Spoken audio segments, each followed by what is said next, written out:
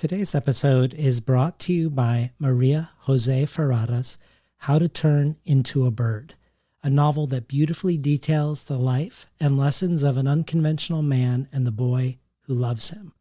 Set in Santiago, Chile, the novel follows 12-year-old Miguel, who's enchanted by his Uncle Ramon's unusual job to take care of a Coca-Cola billboard by the highway, and his even more peculiar decision to make the billboard his new home. As he visits his uncle in his perch above it all, Miguel wonders if his uncle has lost his mind, as everyone in the neighborhood says. Or is Ramon the only one who can see things as they really are?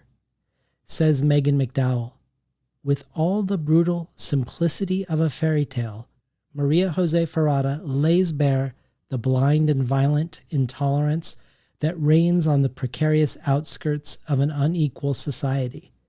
A deceptively simple tale in a sensitive translation by Elizabeth Breyer. This book is a gift.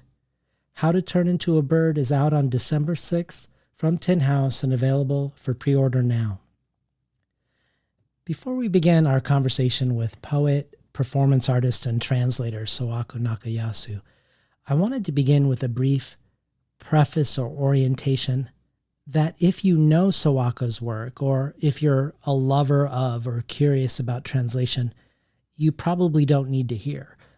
But if you aren't familiar with Sawako's work and are mainly coming to this episode wanting to hear her discuss her latest collection of poetry and wondering why, for the first third of the discussion, for the first hour, we talk mainly about her work in translation, her work as a quote-unquote rogue translator, the way she is really deeply reimagining what translation is, or perhaps showing us more clearly what it has always been. It's you I want to speak to if you're coming to hear Sawako speak about her poetry, only to say, and simply to say, that as you'll discover when we get to the discussion of Sawako's poetry for the bulk of the conversation, you'll realize that you really can't understand it without understanding her relation to translation and her relation to performance. And the more you spend with any of these three in Sawako's back catalog, the more they inform the other two. And the questions that animate her work in all three are also questions that she has in the world. One she's confronting on the level of language, about power, between nations, between languages, between cultures, about questions of self and selfhood and identity in relation to authorship and originality, but also in relation to desire, in relation to gender and race. And she makes generative and often revelatory connections between queer theory and translation, translation and poetry, poetry and performance, performance and identity, to just scratch the surface. In other words, when you look back at the time we were talking about Sawako's incredibly unique translation practices, you will realize from that vantage point that we were also talking about her poems, poetry, time, space, self, and so much more.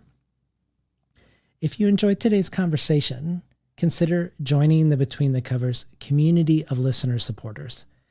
Every supporter gets a resource-rich email with each episode, and today's is a particularly robust one. Every supporter can join in the collective brainstorm of who to invite in the coming years. And there's a wealth of other potential rewards and benefits, from rare collectibles to writing consultations from past guests, from becoming an early reader for Tin House to the bonus audio, which includes bonus material from many of the people mentioned today, from Forrest Gander to Rosemary Waldrop to Gabrielle Seville, as well as translation-focused bonus material from Arthur Z. and many of our most iconic translators, including Megan McDowell, Emma Ramadan, and Beverly B. Brahik. You can find out more at patreon.com/betweenthecovers. And now for today's conversation with Sawako Nakayasu.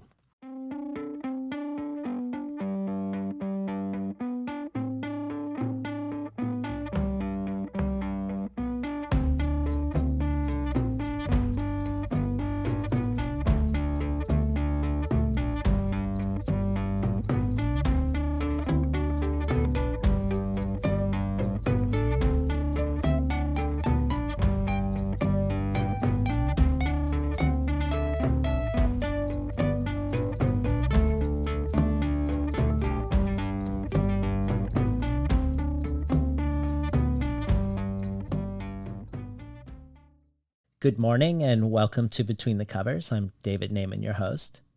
Today's guest is poet, translator, and performance artist Sawako Nakayasu. Born in Japan, Sawako studied music composition at the University of California, San Diego, and earned her MFA in poetry at Brown University, where she's now herself on faculty in the Department of Literary Arts. She has co-edited the anthology A Trans-Pacific Poetics and is co-editing a forthcoming anthology of 20th century Japanese poetry coming out with New Directions. She also served as editor for Factorial Press and founded their offshoot, Rogue Factorial. And while Sawako is one of our foremost translators, the quote-unquote Rosemary Waldrop of Japan, as Forrest Gander once referred to her, she is also somewhat of a rogue translator, someone who increasingly explores different ways to be quote-unquote true to a work, who both expands and explodes notions of faithfulness to a text, who both expands and explodes notions of translation itself, perhaps most notably in her iconic manifesto from Ugly Duckling Press, Say Translation is Art. Or consider that she was both the translator of the collected poems of Chika Sagawa, for which she won the PEN Award in Poetry and Translation, but was also the author of Mouth Eats Color, Sagawa Chika Translations, Anti-Translations, and Originals, which includes poems in 5 languages, several alternate translations of the same poem, and retranslated pieces from authors that Chika Sagawa had once herself translated into Japanese. Nakayasu has translated Tatsumi Hijikata's Buto dance notations, published as Costume en Face, a primer of darkness for young boys and girls. Takashi Hirade's For the Fighting Spirit of the Walnut, for which she received a PEN Translation Fund Award and garnered the Best Translated Book Award from 3%, as well as the selected works of Yi Sang, a collective effort of Sawako and translators Dami Che, Joelle McSweeney, and Jack Jung. Sawako's appeared on Japanese television as a poetry judge, and her performance pieces are often in conversation with her poetry. For instance, her 2014 poetry collection, a sequence of prose poems called The Ants, and her multiple-year project Insect Country, which produced 100 poems, a collaborative book Defacement, an open poetry studio, several chapbooks, and multiple performances, some with dance and poetry, and some with improvisational scores and insect orchestras that included performers as dragonflies, dung beetles, crickets, cockroaches, and more. Her 2020 poetry collection from Wave Books, Some Girls Walk into the Country They Are From, written as a response to her return to the United States in 2017, is a book that invites us to examine our complicity in reinforcing conventions, literary and otherwise, and again a poetry collection that also continues to radicalize notions of translation both as process and product. The book has 7 collaborator translator women engaging with and transforming Sawako's book. The book is multilingual, English, Japanese, French, Korean, sometimes in the same poem. Some of the poems are self-aware of themselves as translations, or even diss the quality of previous translations encountered in the book. And Sawako Nakayasu is here today to talk about her latest book of poetry, Pink Waves from Omnidon, coming this January, a book that brings together her practices of poetry, of performance, of translation, and of collaboration into a single one-of-a-kind project. Fred Moten says of Pink Waves, in a deliberate lyricism of regathering, tethering, and receding precedence, in a perpetual canon that keeps spilling and sifting and replenishing what feels like dancing, in a series of breaks weaving wave and snap into writing that listens, Sawako Nakayasu takes the measure of the enjoyment we derive from sensing and making sense of this wasteland of bandwidth and access. Pink Waves is a delicate instrument. Its spare beauty picks up everything. And Banu Kapil adds, Nakayasu's Pink Waves is an experience of questions becoming artifacts. The speaker asks, how will I locate expansiveness in touch? By dreamlight, a reader is trained.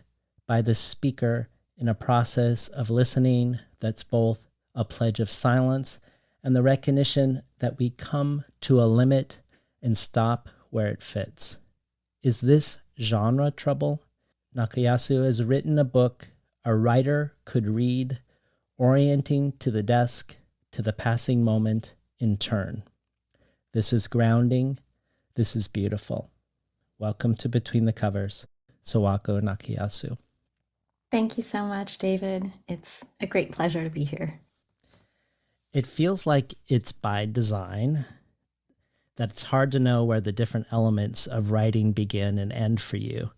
When is something writing versus translation, translation versus performance, performance versus writing, what you yourself have contributed to a given work versus a collaborator within the same work.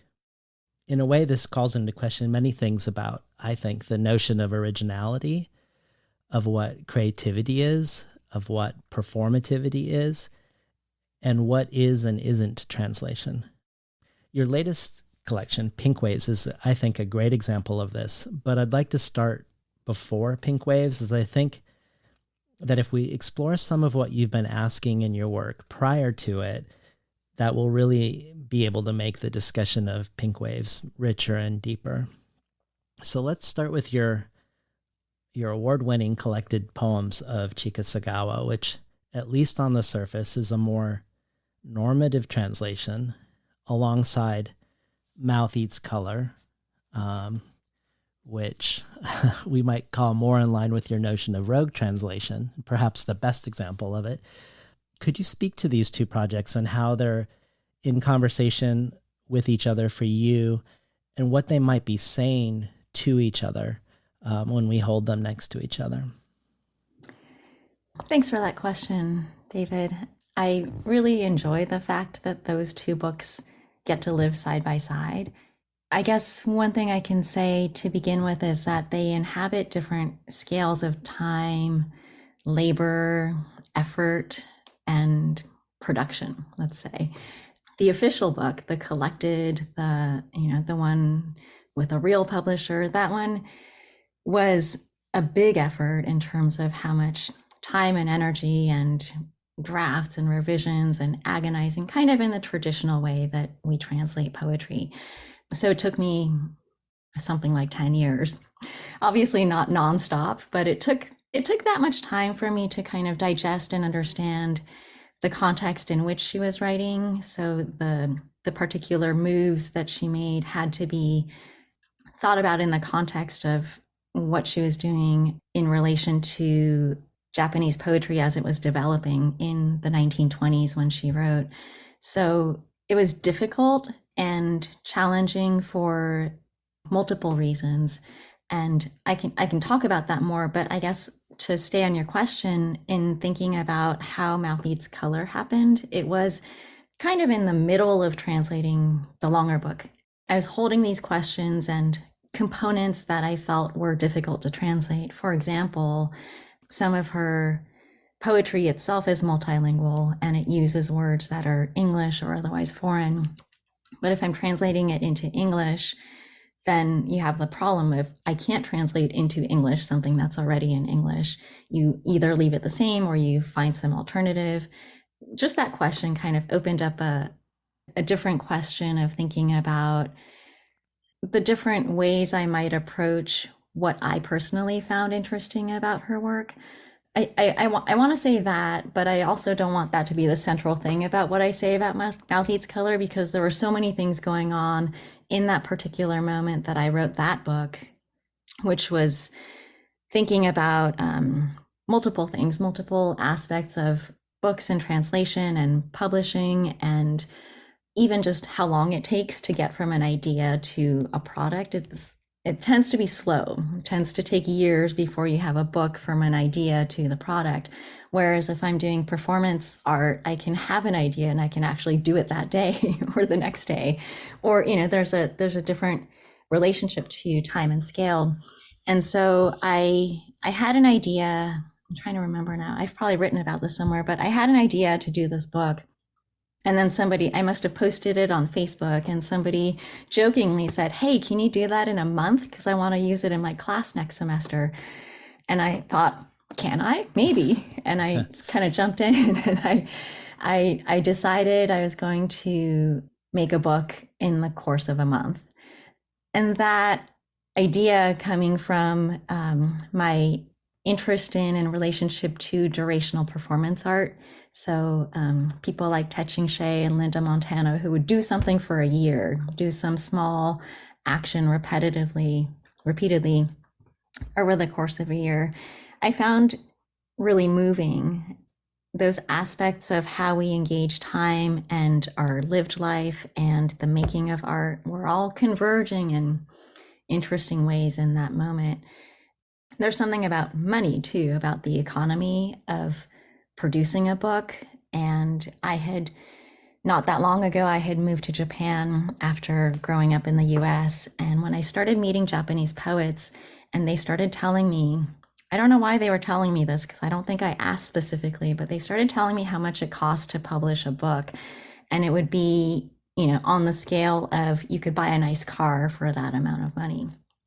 And the books were beautifully produced, but I was just learning more and more about art in Japan, contemporary art in Japan, and the degree to which it was a pay-to-play kind of culture. And you'd go into a gallery exhibit, and there's somebody sitting there, and later on I would realize it was the artist sitting there. And then later I would realize it was the artist who had paid for that time in the gallery, and that there's an economy of the artist having to have the economic resources to produce their work until they were big enough to do otherwise. So I wanted to make a book that didn't cost money.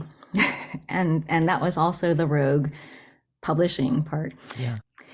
I invented Rogue Factorial. So I had created Factorial Press out of my kind of youthful exuberance and wanting to publish books and a journal, and it was all about collaboration at first. And then when I had this project, the Mouth Eats Color book, I didn't want to be dependent on a publisher. So I said, okay, I'm going to publish it myself and invent this publisher called Rogue Factorial. And I've only published 2 books, mine and another one. So it was invented just to serve the purpose of publishing my own book. So we can think about these 2 books as being different in time and perhaps in effort, different in the sense that one's going through traditional publishing venues and one's ignoring and also creating new opportunities within publishing. But I want to ask another question, maybe that's more specific to translation around the 2 books too, because you mentioned, for instance, Sagawa's poems that are in Japanese that might have an English title. And how do you translate an English title that's originally in English into English? Do you? And how do you indicate that it was in a different language? But there are other even more complicated translated questions for her. Like you've mentioned that the poem Promenade has a title in katakana, which is the phonetic script used in Japanese for foreign words, but that it's clearly, in this case, based on the French pronunciation of the word, not the English translation. And you say in relation to this, quote, "What am I to do? Add a footnote to every instance? Art and the literary art that is translation is not about saying or doing or explaining it all or all at the same time. I figure there's plenty of space in academic publication for that sort of discourse." And then you go on to talk about how you largely had to lose this aspect of her work in the collected poems. A lot of the aspects of her own playing with multilingualisms. And I wondered if this loss there is related to the multilingual explosion in Mouth Eats Color. If Mouth Eats Color also, among the other things you've mentioned, emerges in some ways from what can't be captured of her in the collected works, that it is a foregrounding, an aspect of her as a poet and those poems that is not in the collected poems. It is very much so. Yeah. And thank you for bringing us back to that. I guess I want to speak to her community at the time too, that there was a lot of translation in the poetic circles that she was engaged with. And she herself was translating from English into Japanese. And the language itself, the Japanese language, was in a moment of flux. And so a couple decades earlier, there had been a big movement to standardize Japanese English. The sort of generation of poets preceding her had brought poetry to a vernacular place. There were all these changes that she was influenced by, but also moving in her own direction with. And the part about her particular use of foreign vocabulary in her poetry was that it was so very jarring to see particular words that also for a contemporary reader, partly because the contemporary Japanese language is full of foreign words, but they're not the same foreign words that were in Sagawa's poetry, because some of them just didn't stick. Some of them had different words, or they just evolved in different ways. So they capture, it's like a little time capsule of the diction of the moment. And then, of course, it's specific to her. So that was one aspect of it. It is also my desire to foreground Sagawa as a translator. So that's partly why I included some of the poems that she had translated into Japanese. And, there are interesting discussions around what a good translation is. And sometimes people look at translations that were done around that time when there was so much translation activity. It was just really an explosion of translation. And you would look at that now and sometimes be very critical of it because it seems wrong, it seems off, it seems to be missing X, Y, Z. And it, in a way, it wasn't so much the point, because people were consuming literature from foreign cultures and languages in an act, like as part of the process of developing their own writing and opening up their horizons in writing. So that's part of it. There's also something about her stance as a poet and as a translator and as a writer where it just felt very different from the normative relationships that we today have in terms of poetry, in terms of whether you're writing your own original work or you're writing a translation of somebody else. There's a very large power dynamic that's inherent to it. And just this summer, when I got my hands on a copy of Sagawa's translation of James Joyce, which was actually the only thing she was able to publish before she died, and I looked at the cover and it says chamber music, it's the title of the book, and in tiny letters it says James Joyce, and then below that in much bigger font says Sagawa Chika. And so it was like, I don't know who made those decisions, but there's a certain way in which that inferiority complex almost didn't exist.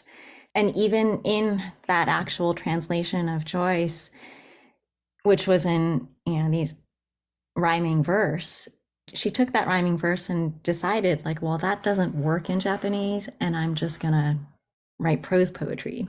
And she didn't call it that, but that's what it was. And there's a way in which there was a certain freedom and intention around translation that felt very different it feels different from what we do now. And I think Sagawa herself, the way she approached it feels different from what people were doing then too. And maybe it's not correct to characterize her as representing the times, because I think she, in her moment, was also translating slightly differently as everybody else, which may have had more in common with what we do now. Well, let me stay with that another minute. Let's stay one more beat with this juxtaposition of these two books. Because there's something that I imagine about these two books together, and I don't know if you also feel this way, but I wondered if Mouth Eats Color as a project is also suggesting that so-called normative translations like the ones in the collected poems that you translated, and normative translations more generally speaking, if those normative translations are actually far weirder and in a way more original than we think, that by foregrounding yourself as a translator in the Rogue book, by troubling the relationship between the writer and the translator, that you're saying that that what you are doing more invisibly in the collected poems is actually much more inventive or more generative or more creative and more mysterious than how translation is typically characterized in the discourse, if the act of translation is even in the discourse at all. That I came away with that looking at the two books together. But I don't know if that is something of what you're doing. If Mouth Eats Color is actually also saying, among all the other things you suggest, that really, if you were to lean into these normative translations, the more you spend time with them, the weirder the choices and the more questions about creativity versus transcription come to the fore. I like your suggestion of the conventional one perhaps being the weird one. And as you were saying that, the thing that it made me think was that Mouth Eats Color in some way feels more honest to me. It feels more like a document, like if you were to go the road of documentary poetics or a documentary film, something where you're capturing things that are slices of elements that actually happened. So for example, in Mouth Eats Color, there's one poem translation that's handwritten. And the reason why it's handwritten is because I was working in my office, but the campus had a fire drill and everybody had to evacuate. But I was in the middle of my, month-long race to do this book. And so I didn't want to stop. So I had to leave the building and go work on some picnic table, and I was away from my computer. So I just kept working by hand, and it just slid itself in as a document of that moment. So it's a question of what we hold up as the best or the good or the official or even more sinister authoritative is one out of many for me. And I do that because I participate in normative culture in many ways. And I think it's a counter. I wouldn't like vote for one or the other, but I think that when you invert the structure and say, okay, maybe that official one is the strange one, and this is the one that's more honest. It's more honest in the sense that translation is just one reader transmitting their reading of a poem. And if you expand that notion, you can come around to every moment in time when a poem is being read by a human, and whatever is going on in your mind is so complex and so full of misinterpretation or mistranslation. It's so incomplete, but it's very much true. Like if we were able to just slice into your mind as you read a poem and that was the translation, that's something that's true in a very different definition of true when we think about, faithfulness in a translation. Okay, so thinking about this translation of Sagawa Chika of James Joyce, where her name is bigger than James Joyce's on the cover, I wanted to ask you about your relation to the notion of an original text and perhaps originality more broadly, because it seems like your work often unmoors us from an orientation toward the original. For instance, in Some Girls Walk into the Country They Are From, we sometimes encounter a poem, let's say in French, and it indicates it has been translated from a quote unquote original, but it's an original that we haven't yet encountered in the book and that we will only encounter later after having encountered the translation. And conversely, we encounter poems in English in that book, but are told that they were translated in English. And of course, you are only one of many people moving these texts between one language and the other in this book and other books. So one question is about originality and original text and what you're doing in relationship to so-called original text. But I also had this, I guess, more metaphysical question about it too. And in an episode of Crafting with Ursula, where the Beowulf translator, Maria Devana Headley, was the guest, and we were looking together at Le Guin as a translator, I quote from something that Le Guin wrote in an essay called Reciprocity of Prose and Poetry, where she says, "Translation is entirely mysterious. Increasingly, I have felt that the act of writing is itself translation, or more like translating than it is like anything else. What is the other text, the original? I have no answer. I suppose it is the source, the deep sea where ideas swim, and one catches them in nets of words and swings them shining into the boat, where in this metaphor, they die and get canned and eaten in sandwiches." So I guess I wondered, here we have Le Guin asserting that writing is close to translating for her. The act of writing, like writing without an original text, is also somehow translating from a mysterious original text. I wanted to put that alongside my more specific question of what you're doing with the reader by displacing us from original texts and putting these intermediary or so-called intermediary texts between us and them. I usually shy away from questions about the audience, but because of the way you framed it, I'm interested in this last question you ask of what I'm doing with the reader. I think there are a couple of potential outcomes for the reader, but one of several, is that it releases the reader from a sense of necessarily knowing or understanding all of it if you don't read and understand all the languages. But I think even I don't understand all of it per se, because some of the processes and the things that I did to land at a particular poem or particular translation, it's not even legible to me, which is kind of a ridiculous thing to say about my own work, right? But that's important. And I'm going to try to circle this back around to what you were saying about originality. There's an experience that I have felt in my own relationship to the Japanese language, which is my first language because I was born in Japan and I lived there until I was 6. So until the age of 6, that was the only language I had. And then I grew up in the US and was educated in English. So my English naturally got stronger. But then when I went back to Japan, this is 2002, I was an adult, but just barely educated in Japanese. So I could read and write, but not that well. I did not receive nearly as much education in Japanese as I did in English.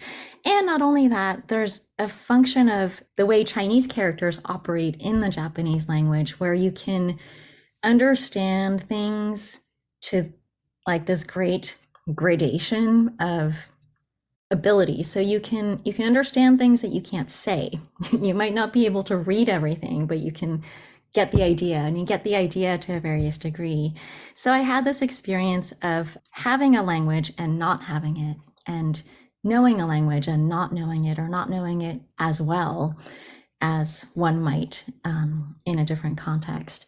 So I think in a sense, I'm interested in poetry also as a space where you can't know it all, and why should you try to? And I think to some degree, I'm thinking about the typical way that poetry is taught in like primary education in the US, for example, where here's a poem, let's think about what it means, what these are symbols for, we unpack it as if it's some puzzle to be unlocked and decoded. And if I want poetry to be something else, something other than that, and I want it to exist in a space where the goal isn't to like conquer it and to know and understand what it is, but the goal might be so many different possible outcomes besides unlocking its secrets. And I think to some degree, my background and experience in dance and improvisation and music, all of those things play into it too, because those are nonverbal arts. And so there's a level of abstraction and kind of distance from concrete semantics when you are working with those arts. And so I think that bridge between them makes it more comfortable for me to make a book where, my general audience is going to be English speaking, but they will pick up a book like this and not be able to read it all. And I think if you're released from the idea that you're going to read and understand it all, there's possibly something else that can come of it. Okay, so when translator Kate Briggs won the Wyndham Campbell Prize, as part of a celebration of her work, she invited you and Johannes Göransson and John Keane, 3 very different translators and 3 very different writers, to join her in a really fantastic panel discussion. And after Kate prefaces that discussion, you say that you love the way she contextualized the conversation that you were about to have. A conversation where each panelist was going to read another panelist's text. So each person was choosing of their own choice excerpts of the other panelist's works. That you loved the way Kate Briggs called this a republishing and a writing together, the way she has taken both publishing and writing outside the normal framing of it within a book, within a codex. And I wondered if you had a story that you tell or you tell yourself about why you are attracted to this lifting of publishing or writing outside of what we would normally consider publishing or writing, or this lifting translation outside of what we would normally call translation. And similarly, making your poetry and your poems something that reach far away from poems as we often think of poems. That reminds me of a part of a question you asked earlier that I didn't get around to, which is, I don't remember the question now, but I was going to say something about how languages are things we can't own because they are just there and out there, and we learn them to whatever degree we do. So there's a great fluidity in language itself.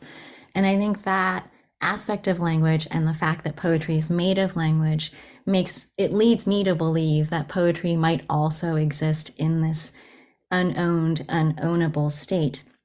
And then bringing that around to what Kate was saying and suggesting and exploring with our publishing or republishing or speaking each other's texts, I think is part of that communal engagement / like ownership that we can share these parts of ourselves with each other, and the pleasure we get in reading the words of others, and to read them out loud and put them in physical space is something that we experience often. We experience it often in the classroom, but we also do it in our private spaces too. If you read something you really enjoy and want to read it out loud to someone, there's such visceral kind of connection to words that are on the page. You read them through your eyes, you put them out again through your mouth and share it and goes into some other body through their ears. There's a transference that's pleasurable. It sounds so strange when you say it that way, but that's what happens all the time. It does, but if you trace the path, and I think I trace the path often because I think it's very mysterious to me that the hands are the places where the language gets materialized. And I'm always really interested in process in art making. So, sometimes I'm laying in bed and like a poem is happening, and then something else is happening in the room, and I'm like, wait, stop, I'm writing a poem. And it's like, you don't look like you're writing a poem, you're just laying there in bed. And so it's floating matter that exists, but it only gets captured in written, printed form when we use our hands to put it down. And so now that I've said that, and thinking about the way our bodies process or receive poetry, through mostly either ears or hands, not hands, eyes. I guess if it was Braille, it would come in through your hands.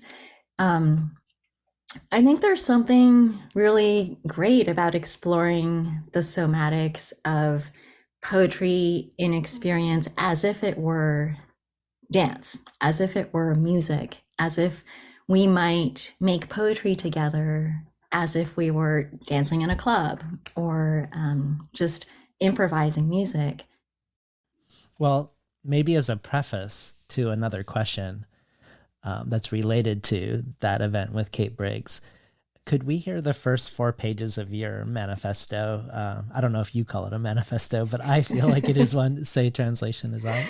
Sure. I don't care what it's called. It's just a little pamphlet called Say Translation is Art. Say this.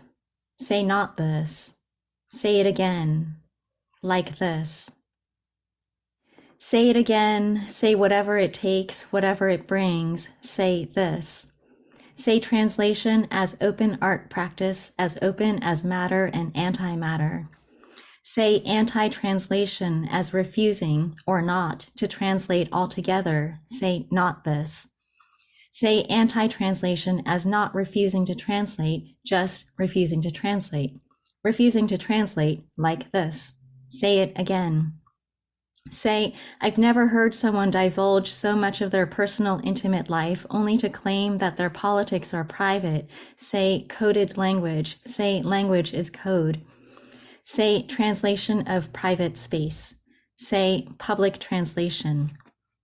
Say, I share this shape with you. Say, your shape is your shape, like this. Say, non-binary stance toward texts and translations. Say, who, you. Say, who, I. Say, translating in the dark. Say, smuggled translation, illegitimate translation, illegal translation, undefinitive translation, unauthorized translation. Screw and unscrew the hegemony cap translation. Say, feral translation. Say, eros in translation. Say, I want to be translated by you. Say, but not you. Say, I want, I want, I want, I say. Say, translation oceanic as desire. Say, wild caged animal longing to be free translation. Say, I choose. Say, I choose this. Translation, a series of choices like any other moment of agency. Say, choose to luxuriate in the microerotics of choosing this word over that word, of choosing this word and that word, of breathing heavily into a space that may or may not have been there all along.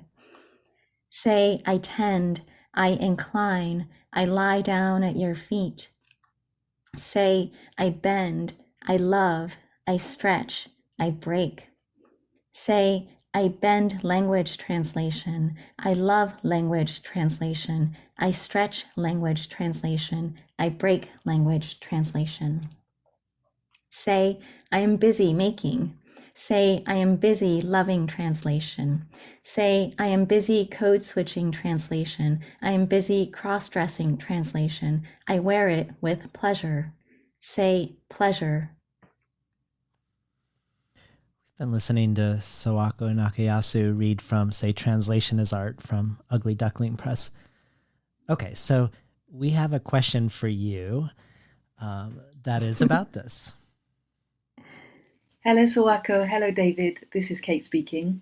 It's such a privilege Kate. to be invited to ask you a question, so I will just get straight to it. I would love to hear you talk aloud about the function of this say in the title of your brilliant pamphlet, Say Translation is Art, which begins, say this, say not this, say it again, like this.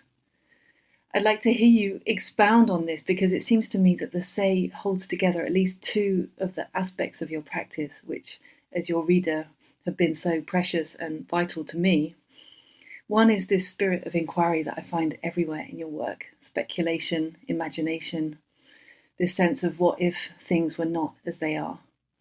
And second, this commitment to action, say it, and there's a chance that by saying it, you're also doing it. Or indeed, I'm also doing it, making something new happen, which I guess opens up to your sense of what poetry can do in the world and what translation can do in the world.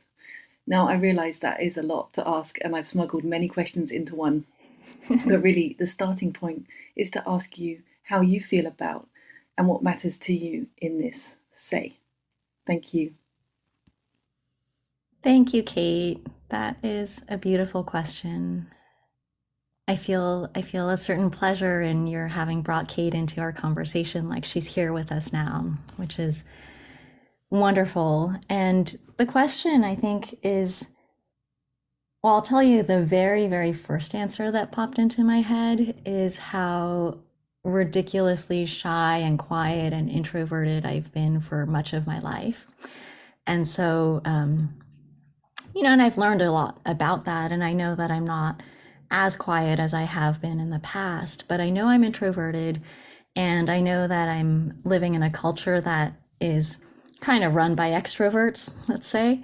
And so there's pressure on the notion to say, like, when you're a student, which you are for most of your younger years, there's so much pressure to speak in class and say the answer, say the right thing. Even if it's not class, if it's social, there's a lot of pressure to speak. And so I've had a lot of resistance to that. And I know that part of what brought me to writing was, in fact, that it was a space where I could speak more comfortably than I could in real life, let's say. And I know this is not that uncommon for writers. And in your question, Kate, I think you do kind of touch on the two most common ways to interpret that say, one being the hypothetical. Say we go for a walk today into the abyss. Speculative, what if we do that? And then the imperative, say this. It's very tyrannical. And I think there's something about both of that lives in me, this desire to explore and open up different doors and see what happens. Say we do this, say we translate like this today and put on this outfit to translate like whatever kind of creature I'm trying to be. And also a little bit of a mantra, like wanting to insist and intervene in my desire to make open different kinds of space for a different way to engage translation. And I think that the interest there for me, and the interest in saying that line, say translation is art, is in opposition to the conventional notion of translation as you're not the real artist, because the real artist is the one who wrote the original work, and your thing, whatever you're doing, translator, is a secondary craft that's based on the original brilliance of that source text. So I do feel like there's a lot we can unpack in that inherited paradigm. Let me stay with Kate Briggs's second notion, the tyrannical say, or the imperative say. Say we think of translation as an act in the world, an action in the world that has consequences. It seems like with the power dynamics between countries and languages, and that translation's probably always a political act, but probably even more so when we consider how little is translated into the American discourse. But I guess I wanted to ask you about translation as an act or a political act for you. Like I'm thinking, for instance, when I talked to Hélène Cixous's translator, Beverly B. Brahick, for the bonus supplemental material for the show, she was comparing and contrasting herself to her friend, the poet translator Marilyn Hacker, who's often thinking about who she can bring into the discourse through translating. So it's like she's thinking of the collective and the service of who she's going to choose. Whereas more often than not, Beverly says she's translating based on what she could learn herself as a poet and as a translator, curiosities that she had. Not that the other element wasn't part of it. And I actually think Hélène Cixous was an exception in her translating life and more like Marilyn Hacker. But if you think about this say as an act, a demand, and I guess I wondered if you could speak for a moment about what considerations you do or don't have when we're talking about who to translate or why to translate. Great question. There's a very, very primary decision that every translator makes, which is who to translate.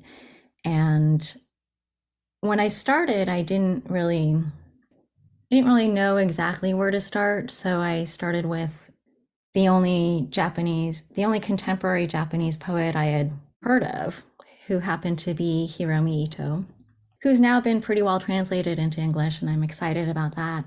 But when I went to Japan in 2002, and I was invited to edit a translation feature for a journal called Aufgabe, edited by Tracy Grinnell, that suddenly gave me an assignment and said, okay, I'm going to go to Japan and translate and find Japanese poetry to translate.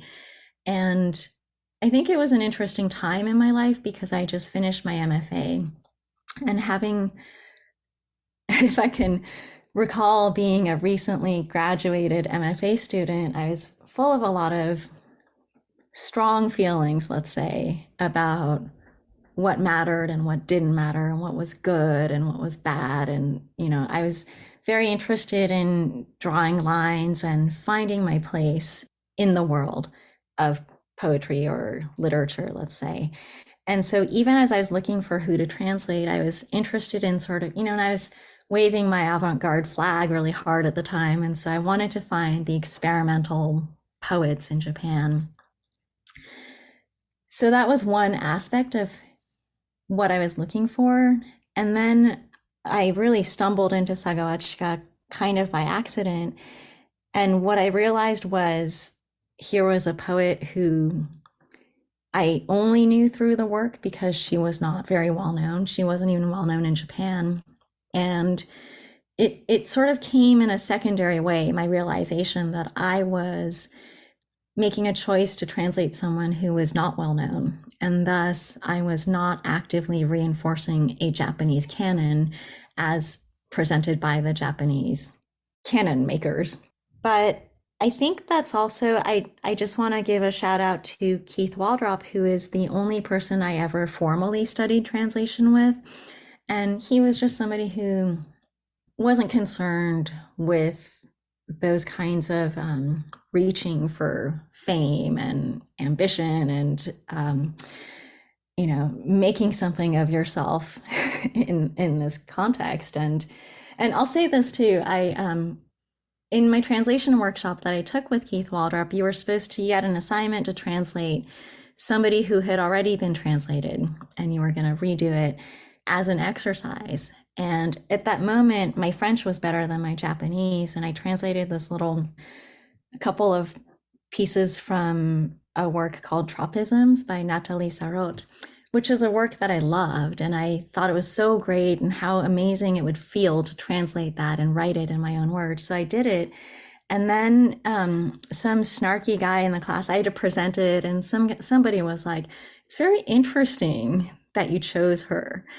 And I didn't even understand what he meant when he said interesting, but he was implying, like, why would you attempt to translate this incredibly well-known French writer who has an incredibly well-established and brilliant translator already? Like, you can't find your way into the world like that. And I was just so put off by that kind of ambition. And I thought, wow, I did this because I love the work and I wanted to experience it. And I was in it for the experience. And I was a student, so I'm trying to learn something from the experience.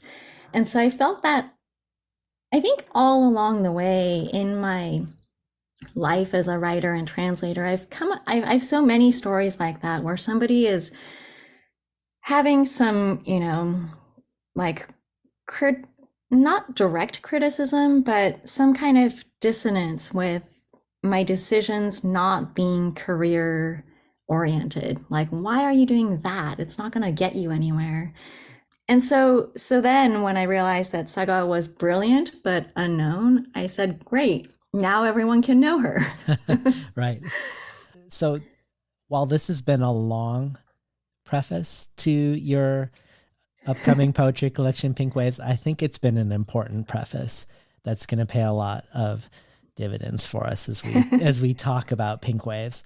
And I think there are probably 100 different doorways we could pass through as a way to approach Pink Waves.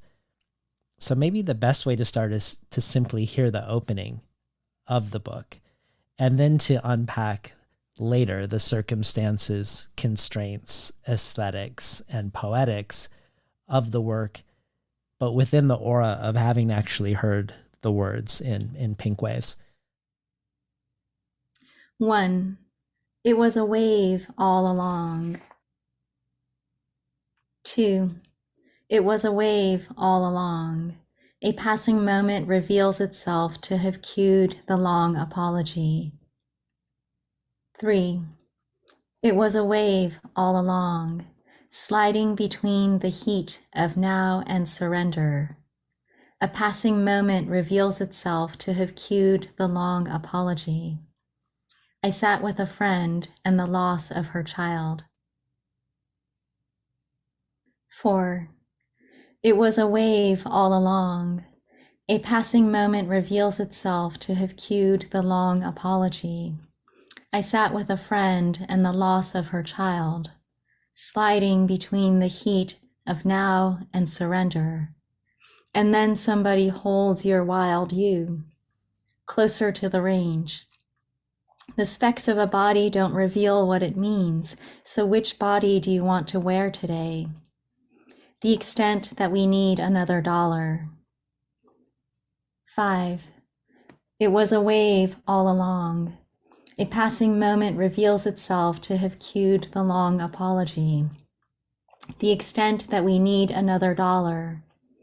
It's haptic, it's your membrane, sliding between the heat of now and surrender. And then somebody holds your wild you. Which parts available for naming? Atop a sharp manicured nail. A quiet neck is often mismeasured as discomfort, which is indifferent to the noise of the world. The desk is positioned at the wrong height.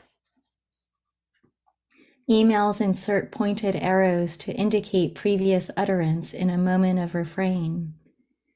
The desk is a spatial deadline, replacing a hip. She was an elegy function. She happened at once. She pitched.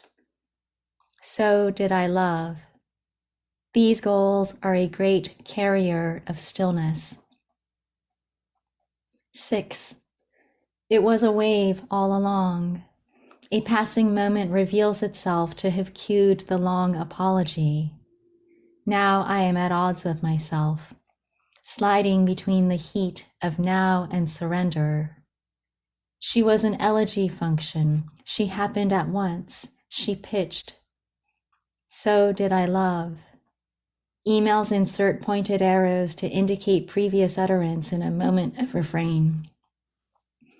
Closer to the range. The desk is a spatial deadline. And then somebody holds your wild you. It's haptic, it's your membrane, cantilevered muscles, the extent that we need another dollar, atop a sharp manicured nail, which parts available for naming. I want the drifting organisms of the space between. I want the slightly eroded quicksand moat to protect us all from impending waves. I want a decidedly animal resolution. A slip of concentration in the predicate vicinity is cause for a public lapse, crashing one wave after another. The desk is positioned at the wrong height. She was an elegy function. She happened at once. She pitched. the assumption of her back, the formal struggle of a vertical field of grass. Did your status change? Yes, we are warm. I want a very animal claim. When the goals bring the stillness, a new sound erupts as if out of nowhere. I think that some people just never stop writing. Sediments and molecules get inflamed more often than you think. Hip replacing hip. Internal findings move in super slow motion beneath the bedroom window. Seed of control. We've been listening to Sawako Nakayasu read from Pink Waves from Omnidon. Okay, so as an entryway into Pink Waves, we have another question for you. This one from Gabrielle Seville, returning the volley after you asked her a question in my conversation with her. So here is a question for you. Hi, David. Hi, Sawako. It's Gabrielle Seville, Sawako's biggest fan. I just had the pleasure of reading Pink Waves, and I'm so excited to learn more about this work. I'm especially thinking of your lines, Sawako. Quote, if time drops, here my function is to bewilder it, end quote. What does it mean in your work to drop and bewilder time? And does it, as I suspect, have anything to do with performance? I can't wait to hear your thoughts. Sending you lots of love, Gabrielle. Oh, Gabrielle. Hello and thank you. Thanks, David, for inviting her to join us too. Performance time is bewildered. It's a kind of being. It's a special kind of being to be in performance. And it is wild and wilder, especially thinking about your work, Gabrielle.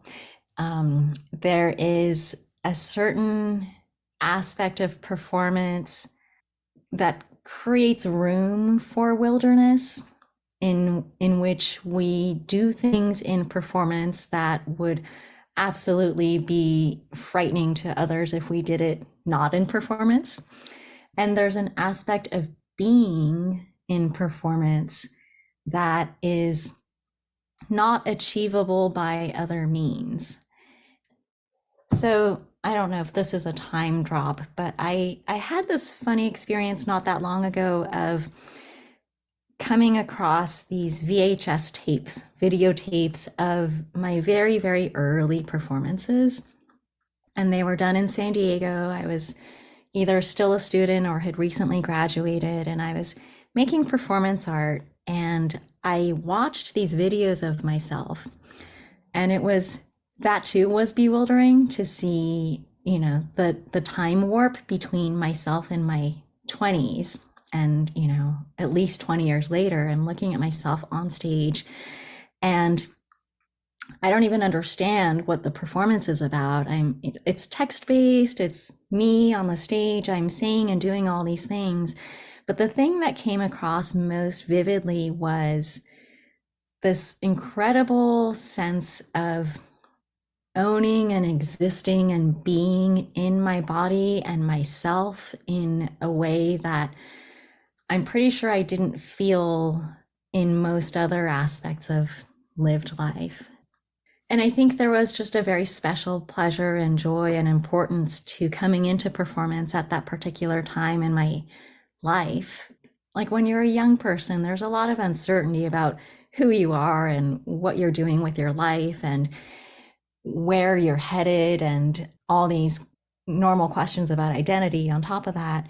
And so when I looked at myself performing in my 20s, I could see that I felt completely myself, no matter what it was that I was actually doing or saying. And, I did a lot of performance back then, so there are pieces that I can describe with more semantic, like more content. But I think in that moment, what I saw was just a state of being. And that state of being has always been very interesting to me. So that is something that continues to this day, where if I put myself in a performative mode, then for the duration of that performance, I am a little bit more myself than I am in the performance of living regular life. And, you know, we all know that we perform in many different ways through the course of our day. Well, let me read back to you some things that you've said.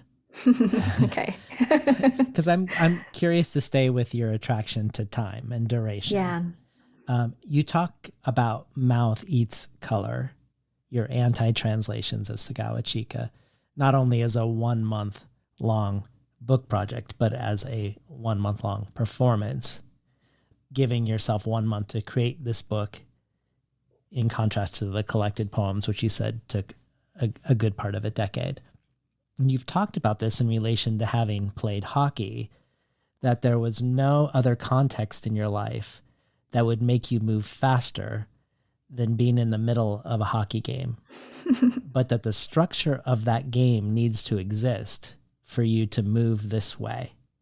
And you've talked about that in relation to your history of improvisational dance, where time is also demarcated, and that you viewed Mouth Eats Color in this way too, as a performance in time.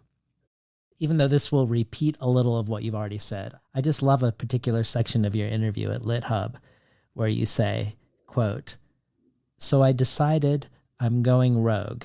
I wanted to see how many ways I could not play the game by the rules. There are so many established ways that poetry gets put out to the world. I was like, I'm not going to have an editor.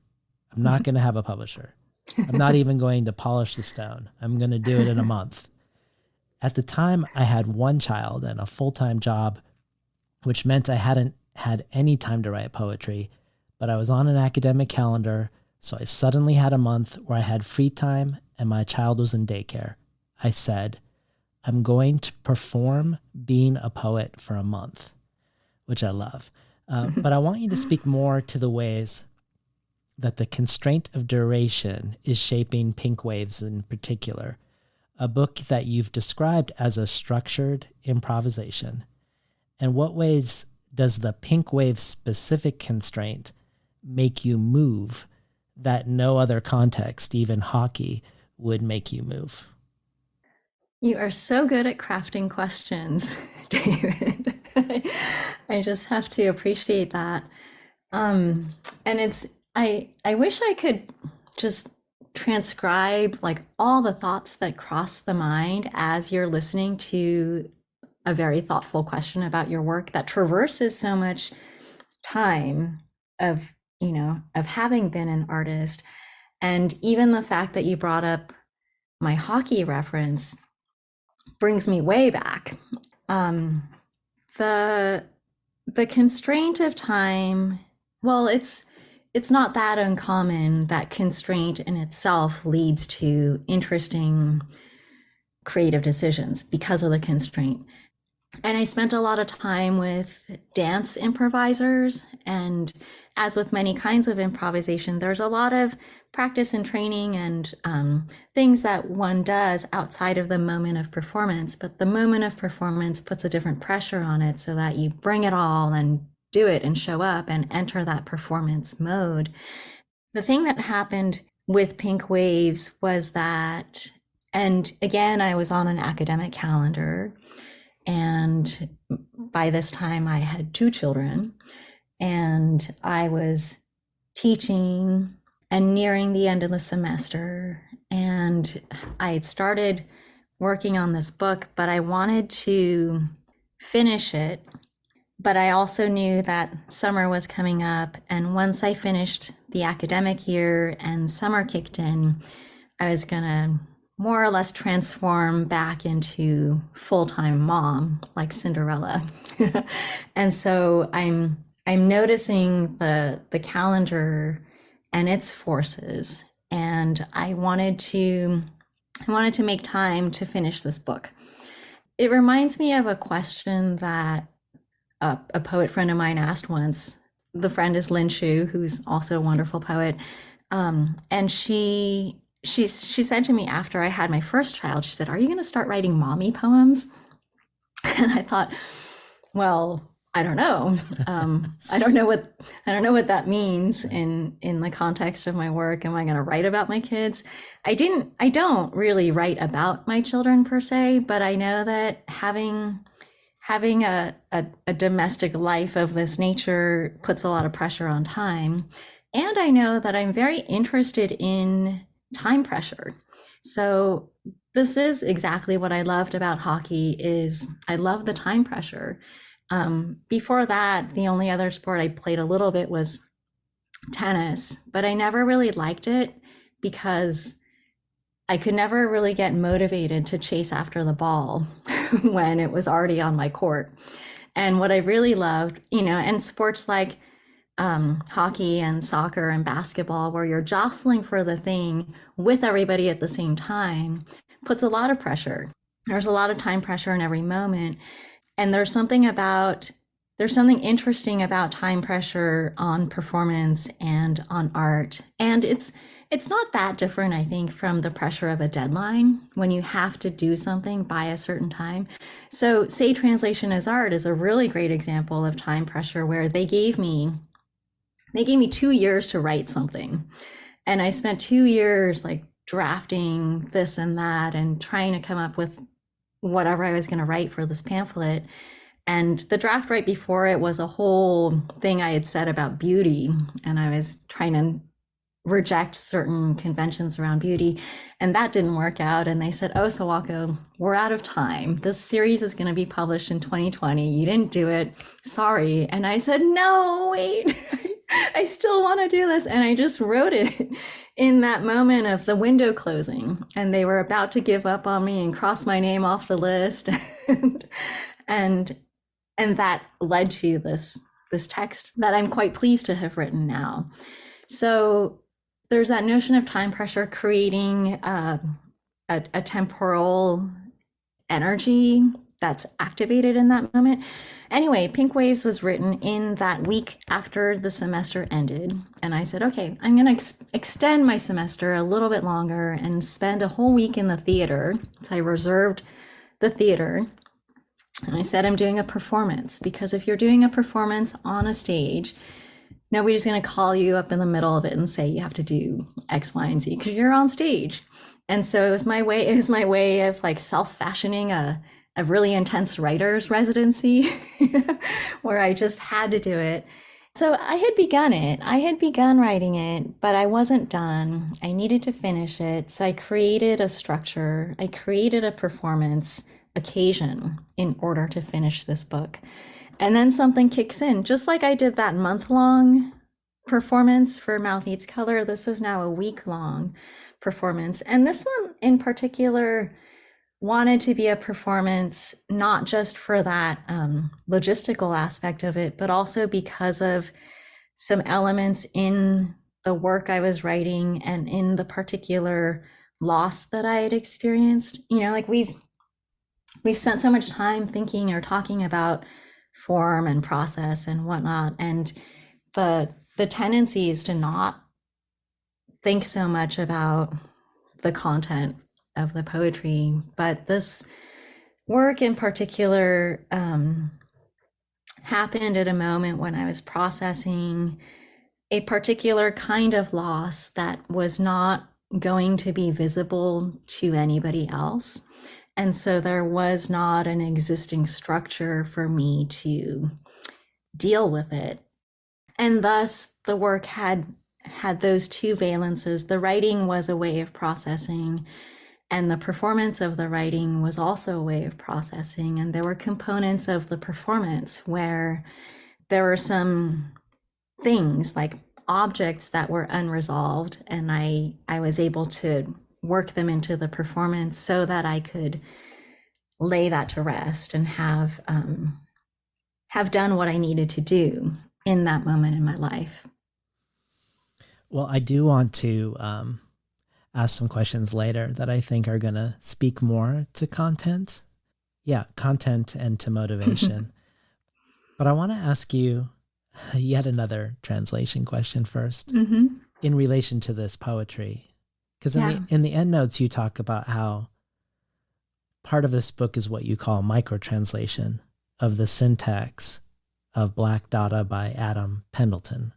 Mm-hmm. And if I look at your book, say Translation as Art, you have a line on microtranslation that goes, say microtranslation, say, for example, translate only one component of a poem, translate only the syntax, translate the syntax in its entirety, say translate the entire sonic landscape of the poem, say translate the spirit, the kinetics, the ghost that haunts it.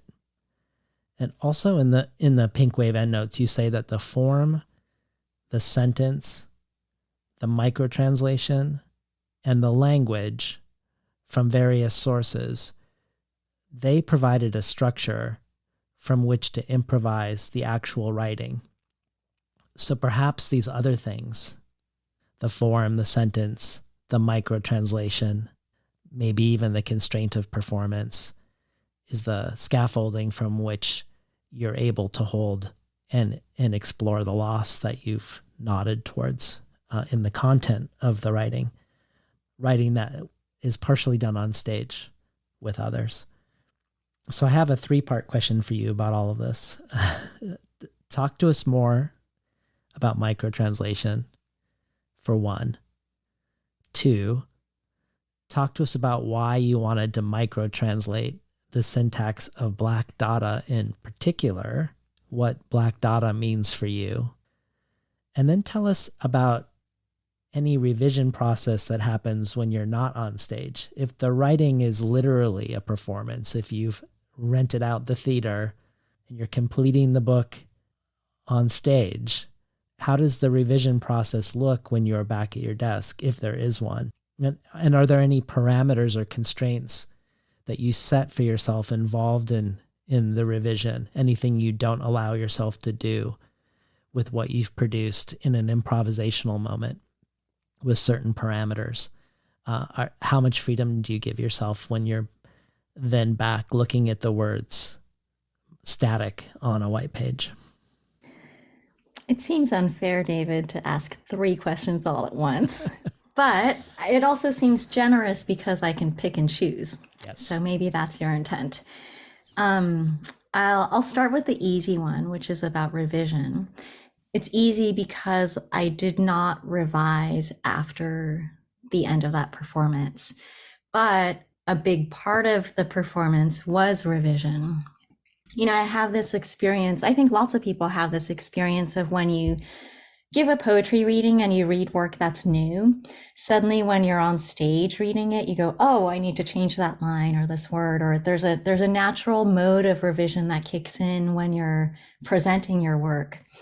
And so I kind of used that in this performance, even when there was nobody in the audience, because it took place over a long period of time. So it wasn't like people are filling the seats all the time. It was very sparse.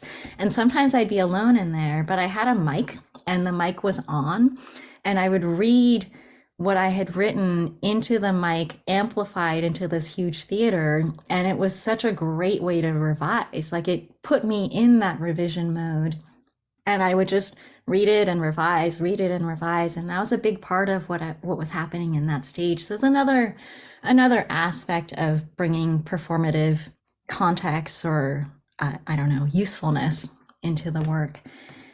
So the other questions are about microtranslation and why Black Dada by Adam Pendleton. Also just about syntax and how very interested I am in syntax itself, and the ways in which syntax holds so much while being abstracted from the actual words of, that they hold. So when I started writing, my very first source text was Waveform by Amber DiPietra and Denise Lito. That book was the first book that I was thinking with and being with and interacting with in my writing. And at that point, I had kind of an amorphous pile of language that was accruing without having a form. So it was like, language matter, poetic matter without a form. That happens to us sometimes. You go, what do I do with this? At the same time, I was really interested in books that were being made by Siglio Press, which is interesting to me. I like how something about the mission statement of that press says it's got a feminist ethos.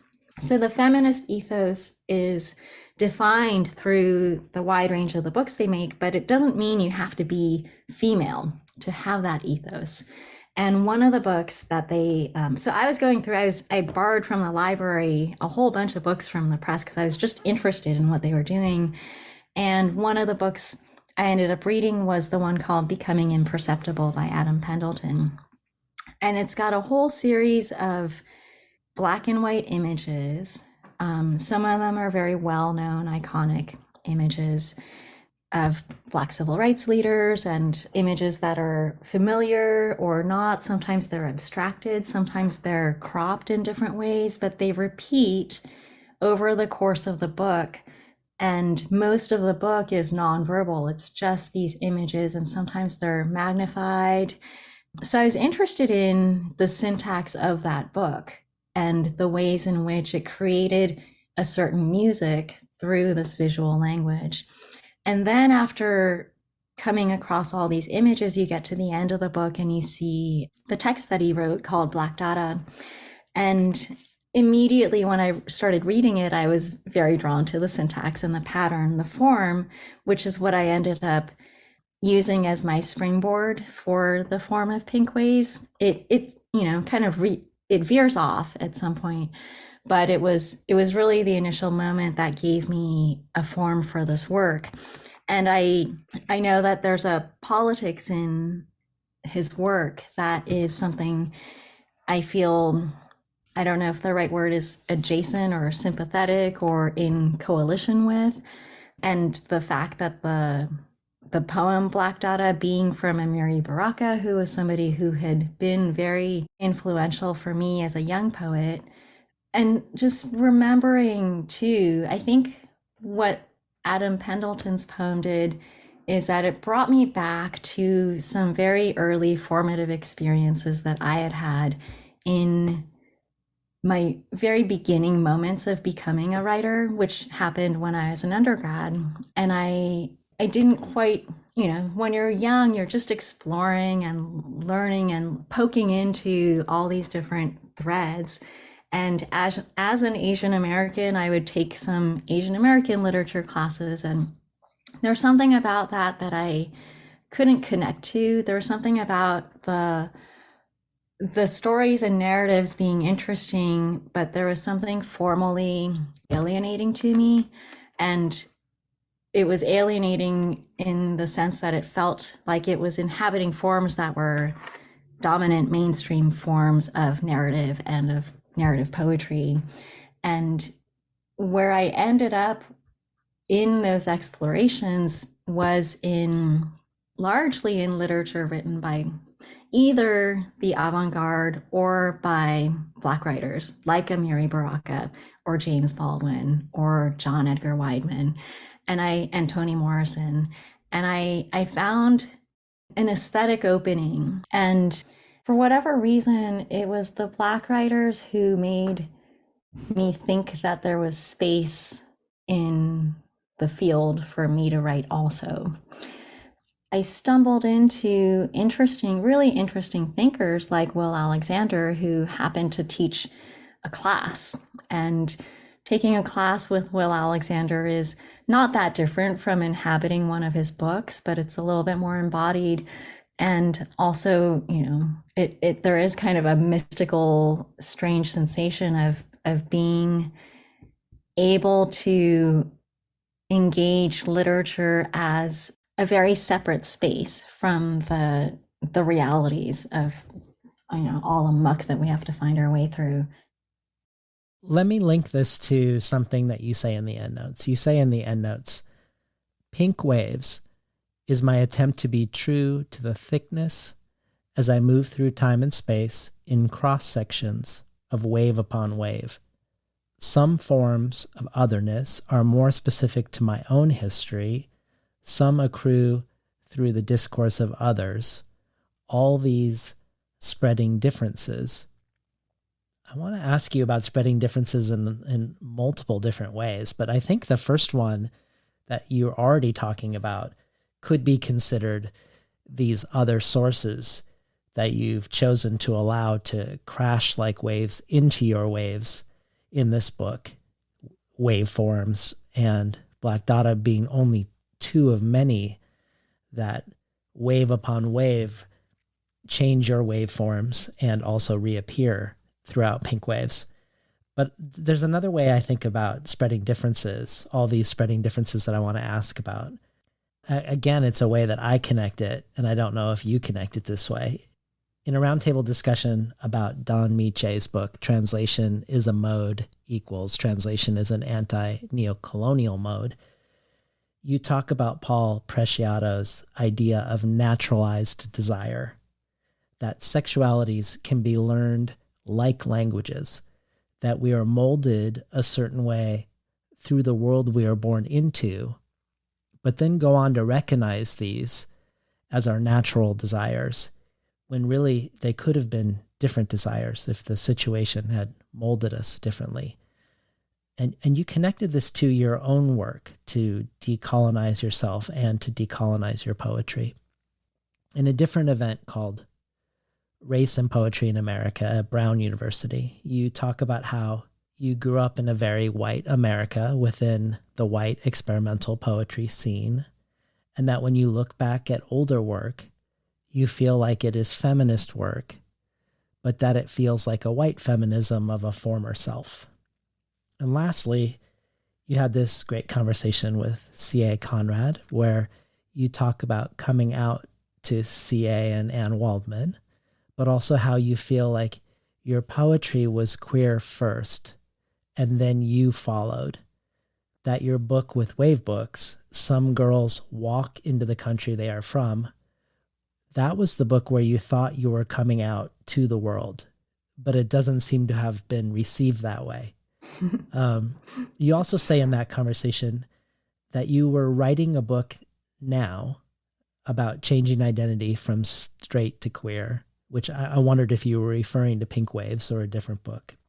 But even if it isn't Pink Waves, I'm interested to know if you see this book as a queer book, and if the notion of moving through time and space in cross sections of wave upon wave of otherness, all spreading difference, if that's one way we could describe Nakayasu queer poetics.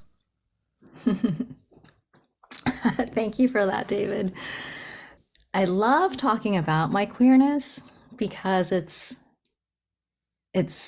kind of funny to me that it came as late as it did in terms of my recognizing that.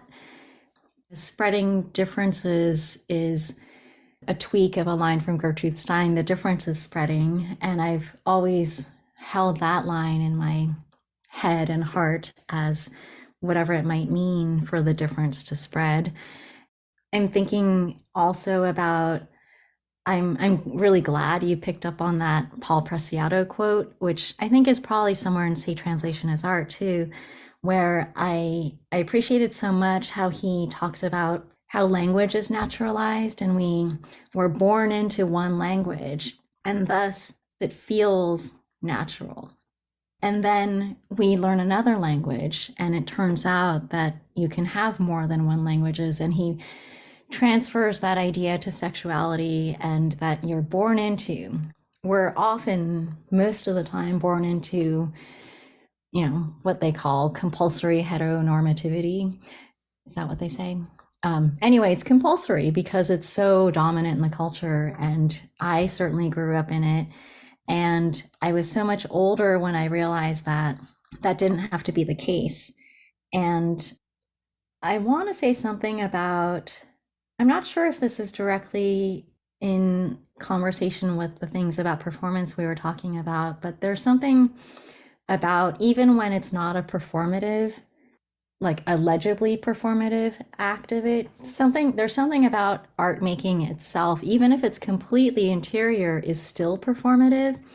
Or if not performative, it's operating in some different corner of our bodies, and it has access to different parts of ourselves. And so what I wanted to say was that I was pregnant with my second child when I suddenly realized or decided or had some kind of epiphany and decided I had to make film. I was going to become a filmmaker, which is like the most pragmatically insane thing to decide at that particular moment. And it's not so easy to make film while having these 1.5 small children.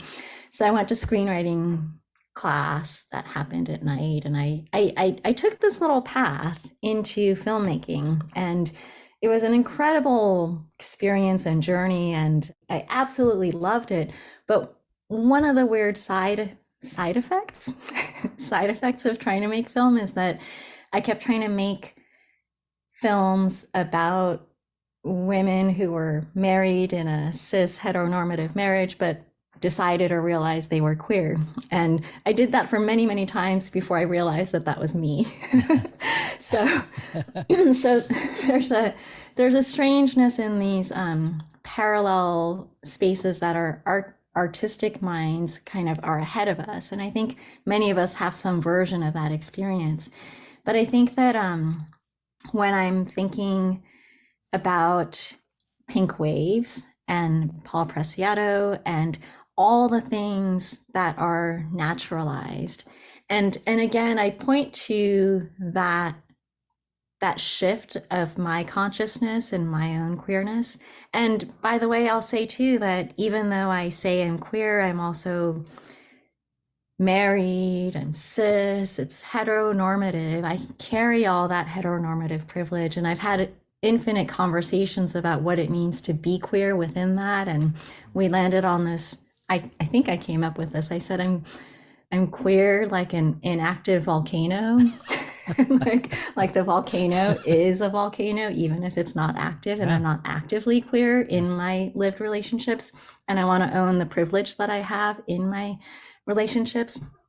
But going back to Pink Waves and all the things that are naturalized, to use Paul Preciado's language, which I find really useful, because once we start identifying everything in our perspectives that are naturalized, going back to something as basic as language, and denaturalizing and kind of asking what it might mean to disavow that notion of anything being natural.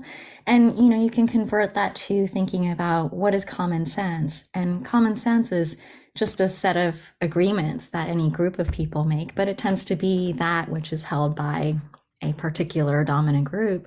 So in thinking about naturalized language and normalized translations, and maybe I can bring this back to the microtranslation. A microtranslation in my world is talking back to the idea and the anguish around a translator trying to and failing to bring everything over, that you have a responsibility to the original work to bring every single possible aspect of that work over into the new language, which is inherently impossible because you're changing every single word as you're writing this translation. So I think a microtranslation is a micro intervention in that conversation. Mm.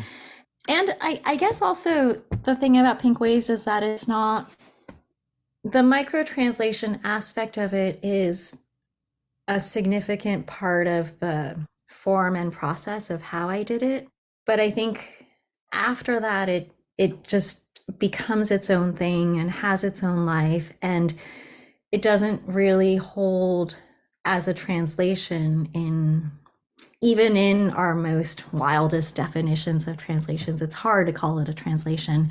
But, I also did want to give credit to the people whose works led to it. They are sources, and I did ask for permission, and I wanted to honor Adam Pendleton and also Ron Silliman, whose very influential work, Ketjack, is the form that Adam Pendleton was working off of. And I wanted to acknowledge Amber DiPietra and Denise Lita. Like these books gave this work life. And you're spreading differences, even in just naming all of those people, that chain of that lineage. I mean, this really makes me think of something that you said that I found compelling on Rick Henry's website about queer theory and translation. And I'm going to paraphrase you, but you said that queer theory is interested in the ways that it pushes against binary frameworks, and that translation is a super binary entity, source and target, where everything in the in-between, more often than not, becomes invisible.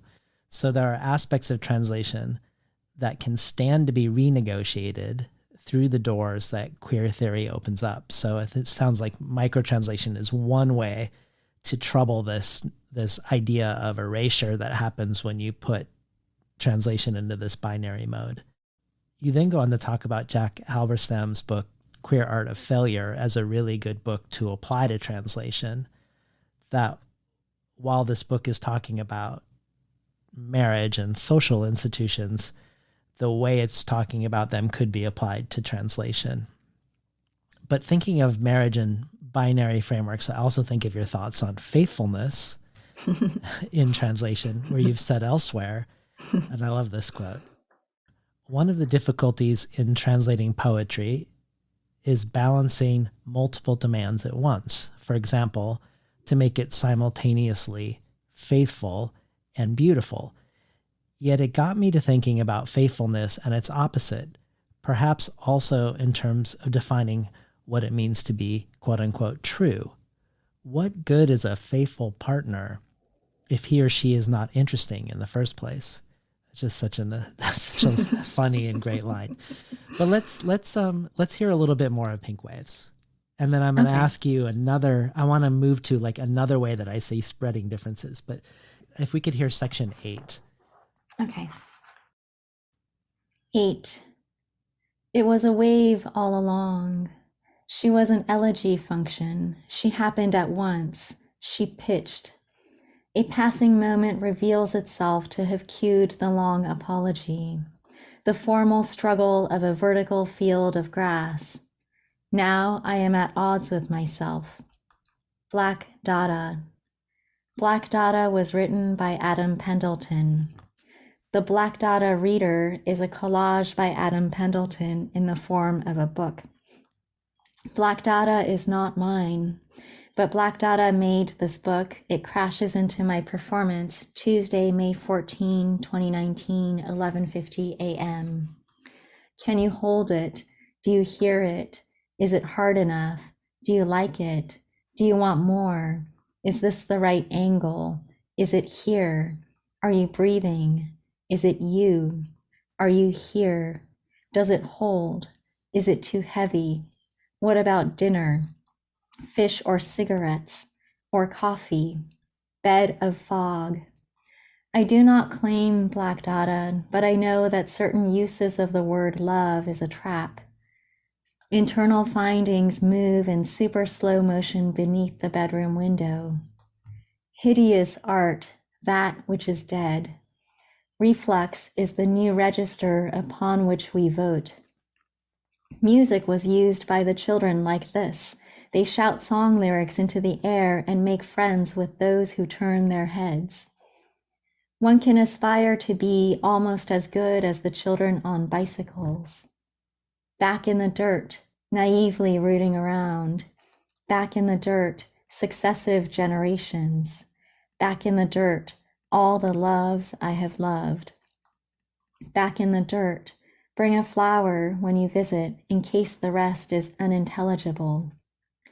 You, night, you. That is how she said it. I need you to see it, want it. I need an animal resolution. I need the slightly eroded quicksand moat to protect us all from impending waves. I need to enter the space between. I need the drifting organisms of the space between. In the late 1960s, Valerie Solanas and Solowitz sat down in New York to write manifestos while others feared for their lives because of their manifestations. In 1967, Solanas self-published Scum Manifesto and sold the mimeographed copies on the street. Solowitz's paragraphs on conceptual art were published in Art Forum. In 1969, Sirhan shot Bobby Kennedy. No, that was 1968. Alone over my dead fire. In part, I pass by pursuing your betters. White Pablo, Black Pablo. In 1970, the student Irina Dunn scrawled, "A woman needs a man like a fish needs a bicycle" on a bathroom door. In 1960, the poem became a functional object, except not for most of us. Women marched in 2017 in pink hats and not pink hats. As I write this, I consider the upcoming first lockdown. Which war against which rational this time? What is the 1960s hanging from the hot bosom of the 2010s? I still notice Gertrude Stein, but would have steered clear of her ego. Seemingly large beauty or glitter or the dark whip of power, Stacey Tran has left. In the wake of accumulated war never ending, mass breathing, dislocation, burnt confabulation, Black Pablo. Conceptual artists do not hold hands. They do not have hands, not in that way. Conceptual artists do not march. They do not have feet and legs, not in that way.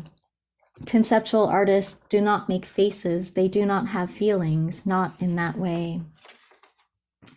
History is a cube in the foreground. I prick my ears to the back. You, fire. A slip of concentration in the predicate vicinity is cause for a public lapse, crashing one wave after another. Line, hold to it. Closer to the range. I want the detached musculature to resist. Kick in my mouth. I want a person to drown in or mirror laughter. Emails insert pointed arrows to indicate previous utterance in a moment of refrain. So do I love. The desk is a spatial deadline. The desk is positioned at the wrong height. I will stretch and fix it for you. The central rhythms of partial identities. The sound must never impose itself over the images or override or shout down.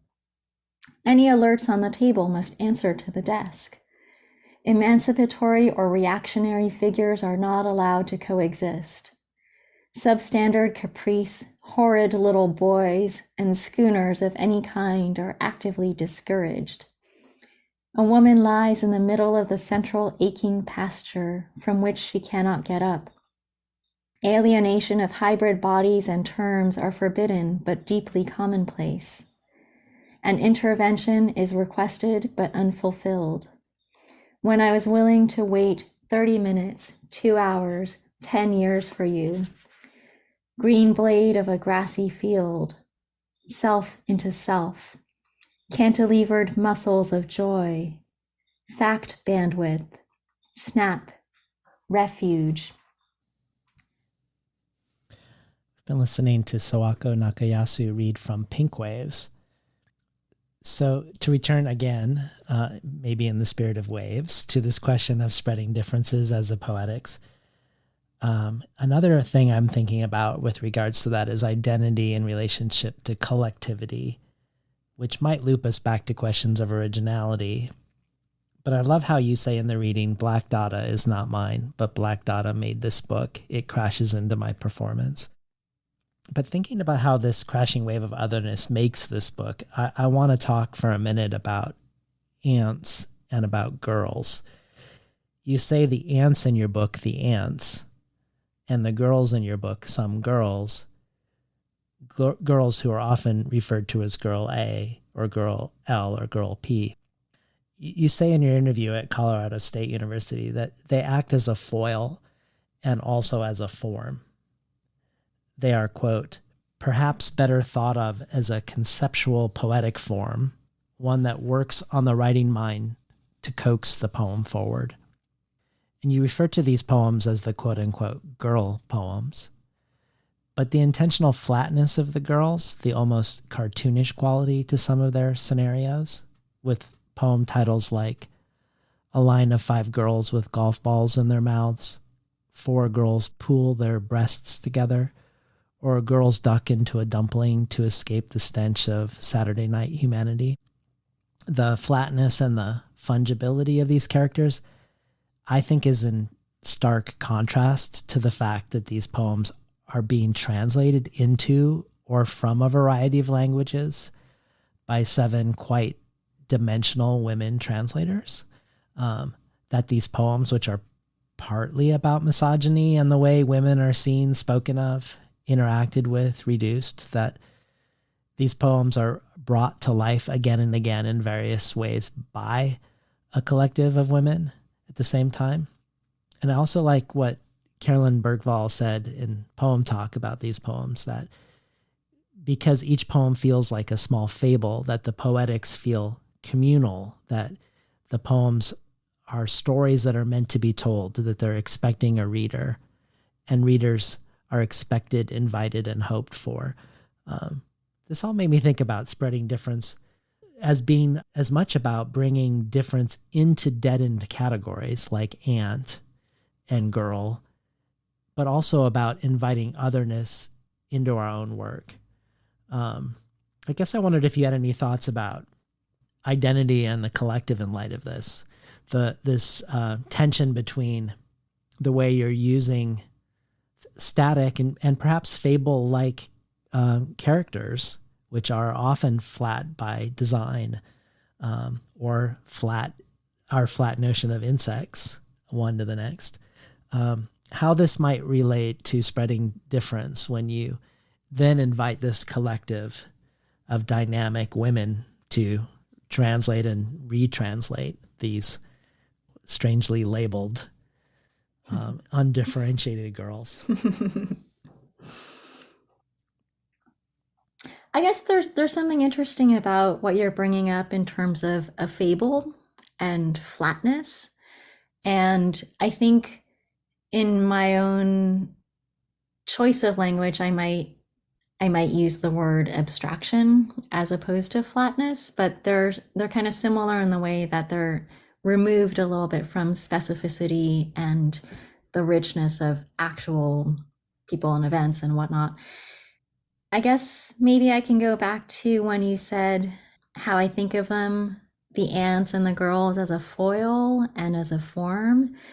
And I think in a way, there are things about identity and particularly about race and gender for me that are difficult to speak to directly. And part of why it's difficult to speak to directly is because there's a lot of anger and hard feelings and complicated feelings and nuance that make it hard to say what I'm really thinking in a direct way. But I have found poetry to be a space that has a really rich relationship to abstraction, where you can position a poem at any point on the spectrum and it can seem, it can sort of have the veneer of specificity. Here is a poem, there are ants in it, or there are girls in it, there's something happening.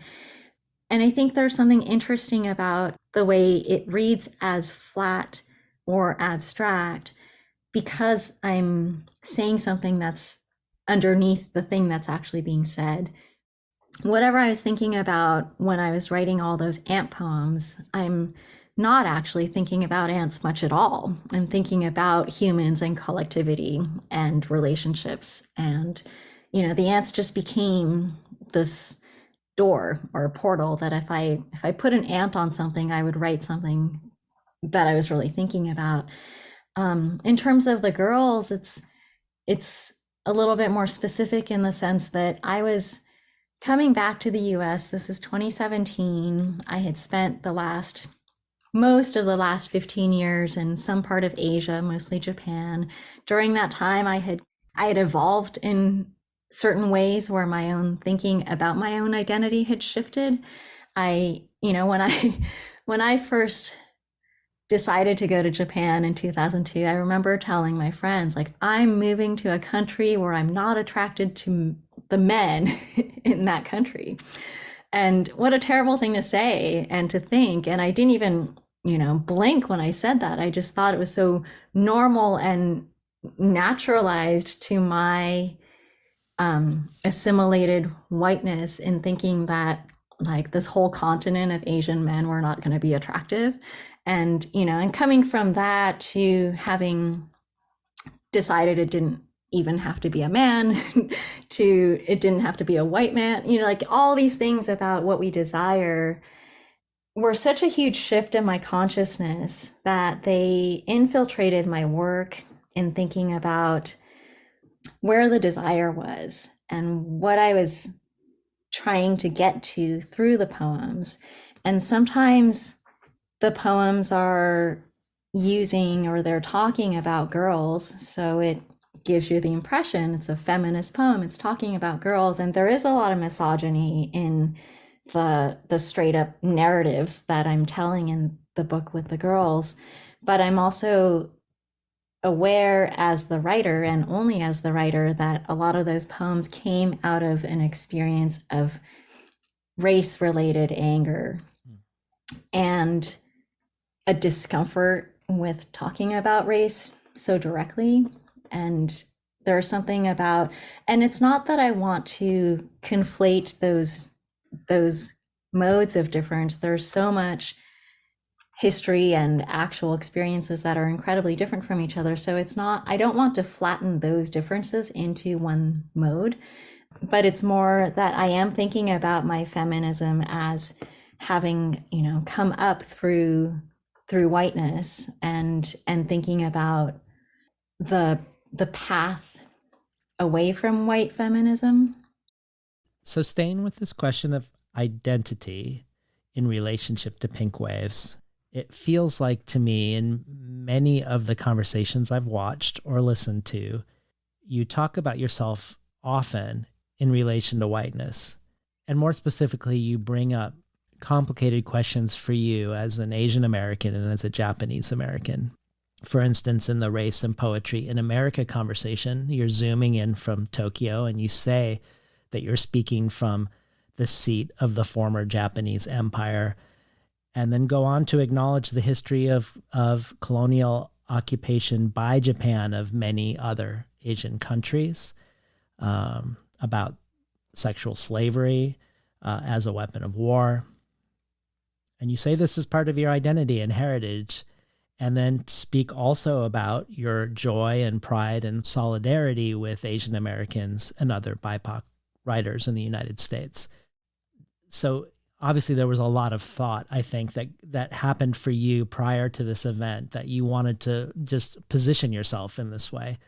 But I also think of how your last book isn't just a book where 7 other women are translating within your own poetry collection, but 7 Asian women.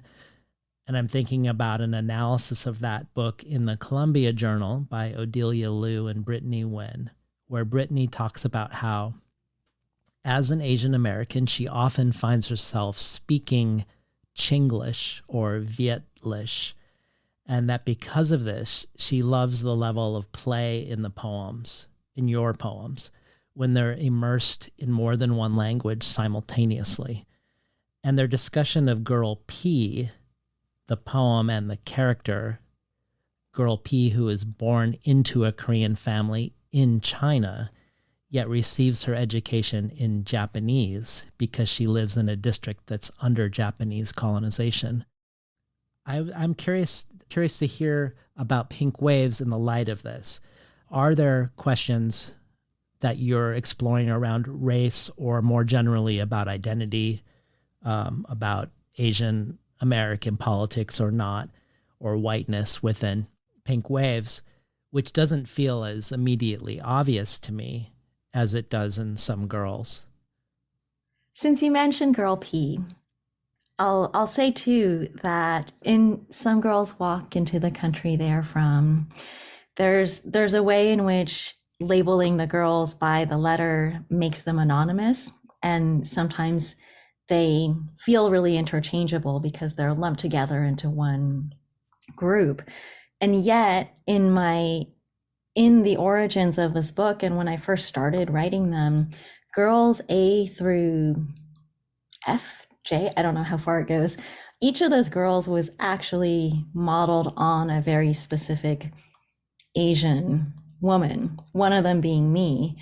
And as the work evolved, it sort of, some of the elements blended, some of the girls retained their characteristics. There's kind of there's a way in which there's collectivity and there's individuality within those girls. And Girl P, that was a poem that was written by a wonderful Korean Japanese poet, Kyung-mi Park. She wrote that poem in response to my inviting her to write something, translating something out of the manuscript that I was working with. So when I engaged Kyung-mi Park and others who you noted, they were given some part of my manuscript. I shared either a couple of poems or the whole thing or whatever existed at the moment, and they were invited to choose and enter and play and collaborate and translate to whatever degree of accuracy or normalized translation. And many of them were familiar with my own work in translation, so they knew they could take that permission and run in different directions with it. And it was interesting. One of the things that's happened as that book has been received by the world and talked about, and sometimes they will point out a poem, like in the case you described with Girl P, and they'll talk about that poem as if I had written it, or I'm not sure if they, as the reviewer, knew that I didn't write it, but I translated it, or whatever those relationships are. I'm creating a sort of continuum of translation and authorship and collectivity and individuality. And that was part of the interest in that. Another one of the things you bring up, and I'm glad you brought up my commenting that I was zooming in from the seat of the Japanese Empire, which is kind of a weird thing to say, but I realized that people often give land acknowledgements, and when you think about Japan, there are only certain parts of Japan that had indigenous people, in Okinawa and Hokkaido mostly.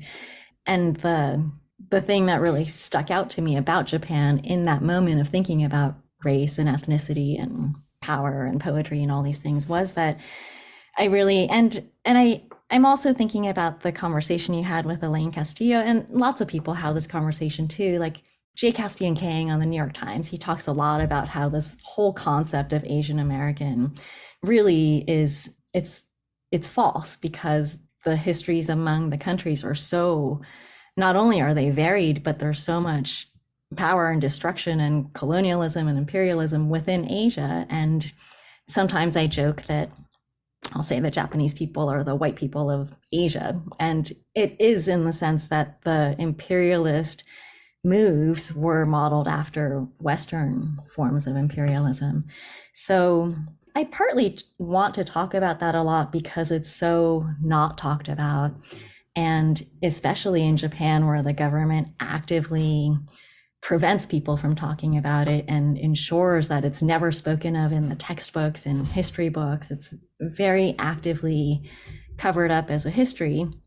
And it's a complicated history because Japan also received 2 atomic bombs. Japanese Americans were interned in the US. There's a way in which you can go either way in terms of what your position is as someone having Japanese heritage. So I think about that, and I do feel like I am a descendant of Japanese imperialism in the sense that my maternal grandfather worked for Mitsubishi Heavy Industries, and he was involved in building the Zero, those kamikaze planes. And on the other hand, my father's father, and including my father too, they lived in occupied Korea during that time, and they were parts of the colonial machine then too. So I'm thinking about how complicated it is to lump us all together as Asian Americans, first of all, and especially right now with the Harvard affirmative action case and Asians being used by that lawyer Edward Blum, who originally had his case with white plaintiffs, and then that didn't work. So he said, all right, I need some Asians to represent this case, which is a huge problem. And I think it's partly happening because of our lack of general literacy about Asia and the various histories. But I strayed a little bit. I want to go back to you're asking about Pink Waves. I think about Pink Waves and Some Girls Walk Into the Country They're From as companion books, partly because they were written at around the same time. Pink Waves might have come out before Some Girls, but it just happened to be this way. There's even another book that I wrote during the same period, and that book is called Settle Her. And it's about that book also, all these books, 3 books, written about the complicated transition of returning to the US in 2017, partly a function of that cultural moment in the US, but also a function of my having left the country in 2002 and spent so much time in Asia and spent so much time during that period dealing with or reckoning with all these aspects of my own identity, and how strange it is the way we inhabit our identities as if they're a given, as if they're totally natural, as if they're just who we are. And it's a funny thing to sort of unpeel those layers and reveal or evolve or change into a different version of yourself. When I say that, I'm thinking about my current partner, who's Korean American, who remembers me when we first met, which was the very first summer when I went to Japan. And he said, when I first met you, you were the whitest Asian I had ever met. I think that's just such a striking and real and complicated and interesting thing that I find myself constantly thinking about, is the whiteness in Asian Americans, and especially in East Asian Americans. There's just as much race in Pink Waves as is in Some Girls Walk Into the Country They Are From. They manifest very differently. Pink Waves has a lot more pain and sadness and loss and all these different kinds of loss that were happening at that time. And some of those losses are racially complex, whether they are my losses or those of others. There were so many interlocking parts of what it meant to have an aesthetic project, to make a book of poetry in relation to the content or the sort of ineffable thing you might be trying to say. I can make a claim, for example, that, I don't know, every other line is about race in some way, but it's also inhabited in different ways. Sometimes I could be speaking from my previous, whatever, racially less aware version of myself. Sometimes I'm speaking from a more overtly political standpoint. There's a line I say about the language poets and how they, and this is my love-hate with the language poets and the whiteness of the avant-garde. And it's like, they did an incredible thing of kind of taking power. I think the line was, I can't quote myself very well, but about taking power from the institution, or putting their politics in the aesthetics and taking power from the institution. And they did get that power.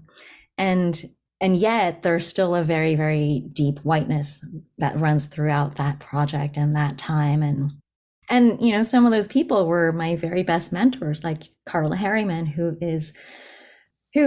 said a really wonderful thing to me when I was young. And she said, it's great that you're influenced by us and all, but it's really even more important for you to be critical of the people who are influencing you. And so she's implicating herself in that. And where was I? I talked about how I landed on that form with Pink Waves and Adam Pendleton. And it was an interesting thing that happened when I encountered that work. through Adam Pendleton, he opened up that door that kind of led me straight back to my very, very early beginnings as a poet.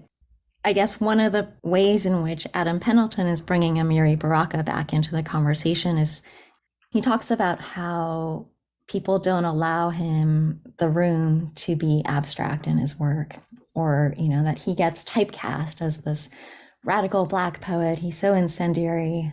And the poem itself, Black Data Nihilismus, is it is an incendiary poem. And I remember Anne Waldman saying that her students walked out of class when she taught it, because there are these lines that are very provocative, and they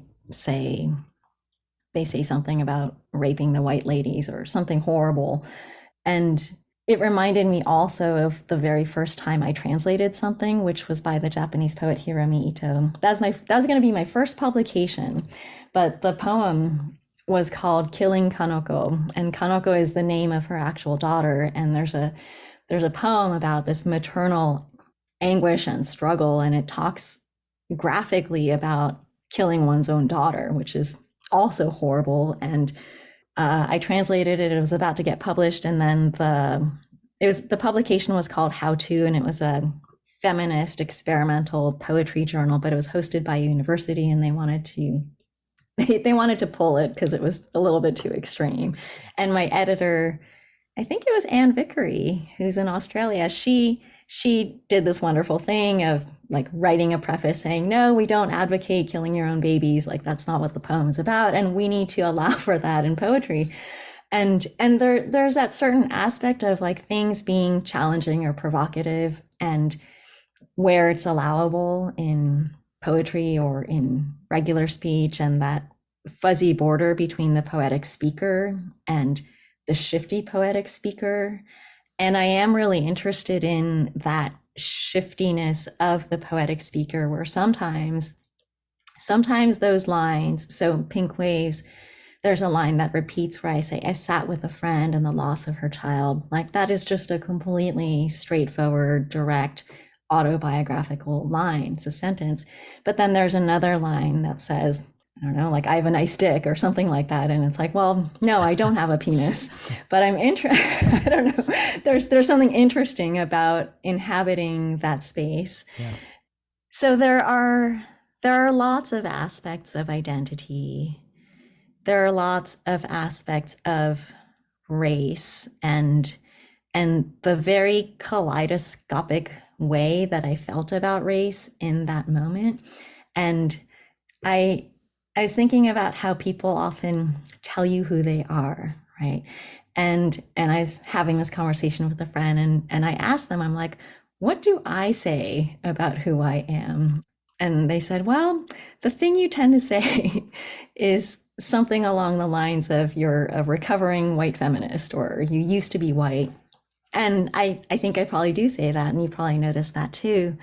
I am thinking a lot about the ways in which whiteness lives outside of just your skin color, and the ways in which Asians have, and maybe light skin colored East Asians, for example, or maybe just me, like, we have a way in which you can blend in and inhabit whiteness and play those games by those rules and do that, or not to. And it's a more or less active choice once we know what's going on. When we're young, it's harder to know. So I want to pick up that comment you said a little while ago about Asians being lumped together, and how counterproductive that can be around like pretty large differences in terms of representation, or in terms of power, or in terms of past history within that word Asian American. But also it's interesting around the book Some Girls, where you say all of these girls have these sort of anonymizing names, which are protecting identities perhaps, but they're characterized. But there's a way in which both the playfulness of that book, and then the way that it's hard to keep track of which girl is which girl, and who's translating which poem, and who wrote the poem. Like, it's dizzying intentionally. It's easy to skim over, not the poem, but to skim over the characterization and hold on to it. And I remember when Poem Talk was happening about that book, that they don't get to like the sexual violence until the very end. And they even feel guilty. I feel like they feel swept up in these other elements, which are partly reenacting this lumping together, even though everything else you say is there.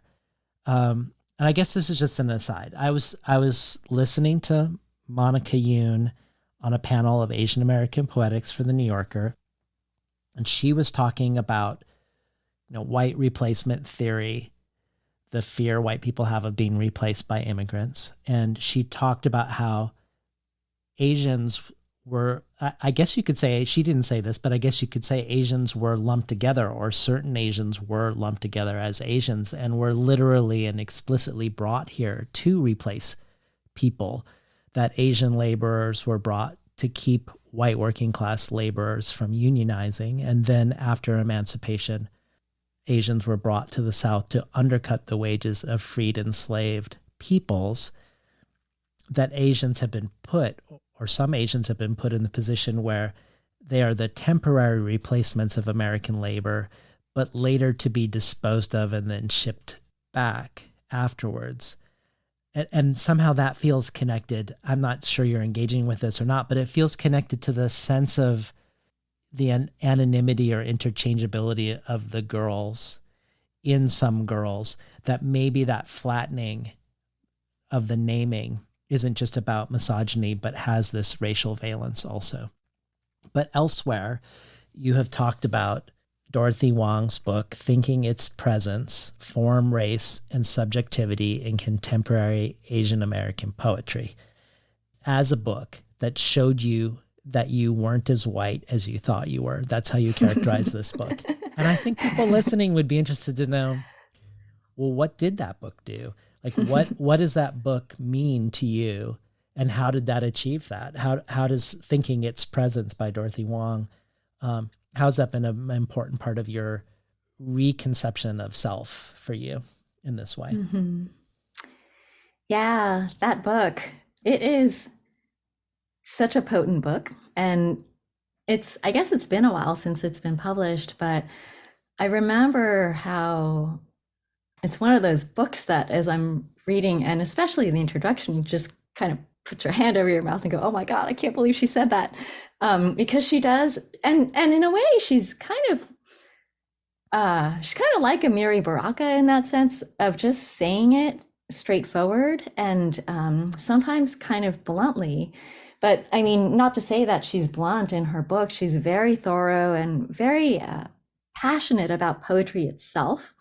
So it kind of reminds me of, I was listening to your conversation with Elaine Castillo, and there's a moment when she says, she talks about fighting with her family, and fighting with her family is in a way fighting for her family. And I think about that in the sense that poetry is a sort of family for many of us. And Dorothy Wong is very much doing that thing of fighting the family in order to fight for the family. So in some senses, there's an aspect, especially in the introduction, where it's kind of combative, and she's very critical of people like Marjorie Perloff for being unwilling to accept writing by writers who she sees as inferior aesthetically, and feels like there's kind of an infiltration of these immigrant writers and their narratives, and it's all about identity, and writing about identity is not as literary or it doesn't have as much literary value as writing that's focused on aesthetics, which is a false dichotomy that Dorothy then, takes apart over the course of her book, and along with many other things. But it's also interesting now thinking back on that book and thinking about all the things that have happened since then, and the ways in which I think when she wrote that book, there was not much discussion about race and the avant-garde. And since then, there has been a lot of it. And I think much of it is in conversation with what Dorothy was suggesting we talk about. There's so much to say about that book because it it gave me that feeling of when somebody comes along and puts language to things that you've been thinking and feeling, but you hadn't had the faculties of your own to articulate it. And then somebody comes around and just like, oh, I've been thinking those things and you've said it.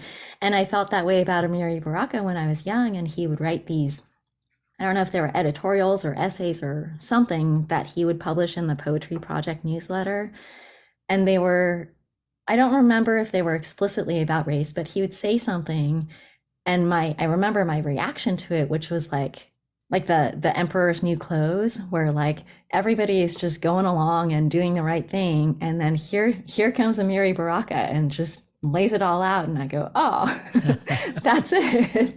But Dorothy Wong's book, I think if you had to put it in a nutshell, is, and I'm sure it's not the only one who does this, but she talks about, or I think at this point today, many of us are really familiar with the concept of structural racism in society, in housing and education and healthcare and all these kinds of inequality. And we're starting to recognize, we collectively are starting to see the ways in which it's structural. And so one might go along thinking that they are not racist because they are not using the N-word, is still participating in a structurally racist society.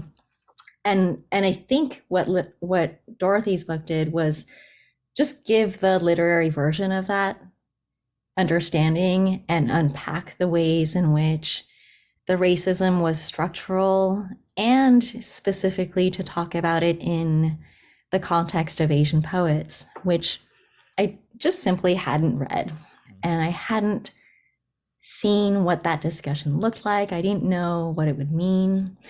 And it's not that the argument is specific to those specific writers that she discussed. She just kind of models it, and then you can apply it to everything you read. And I think I said somewhere that it changed the way I look at my own writing. Or no, you just said it. You mentioned that I realized I wasn't that white.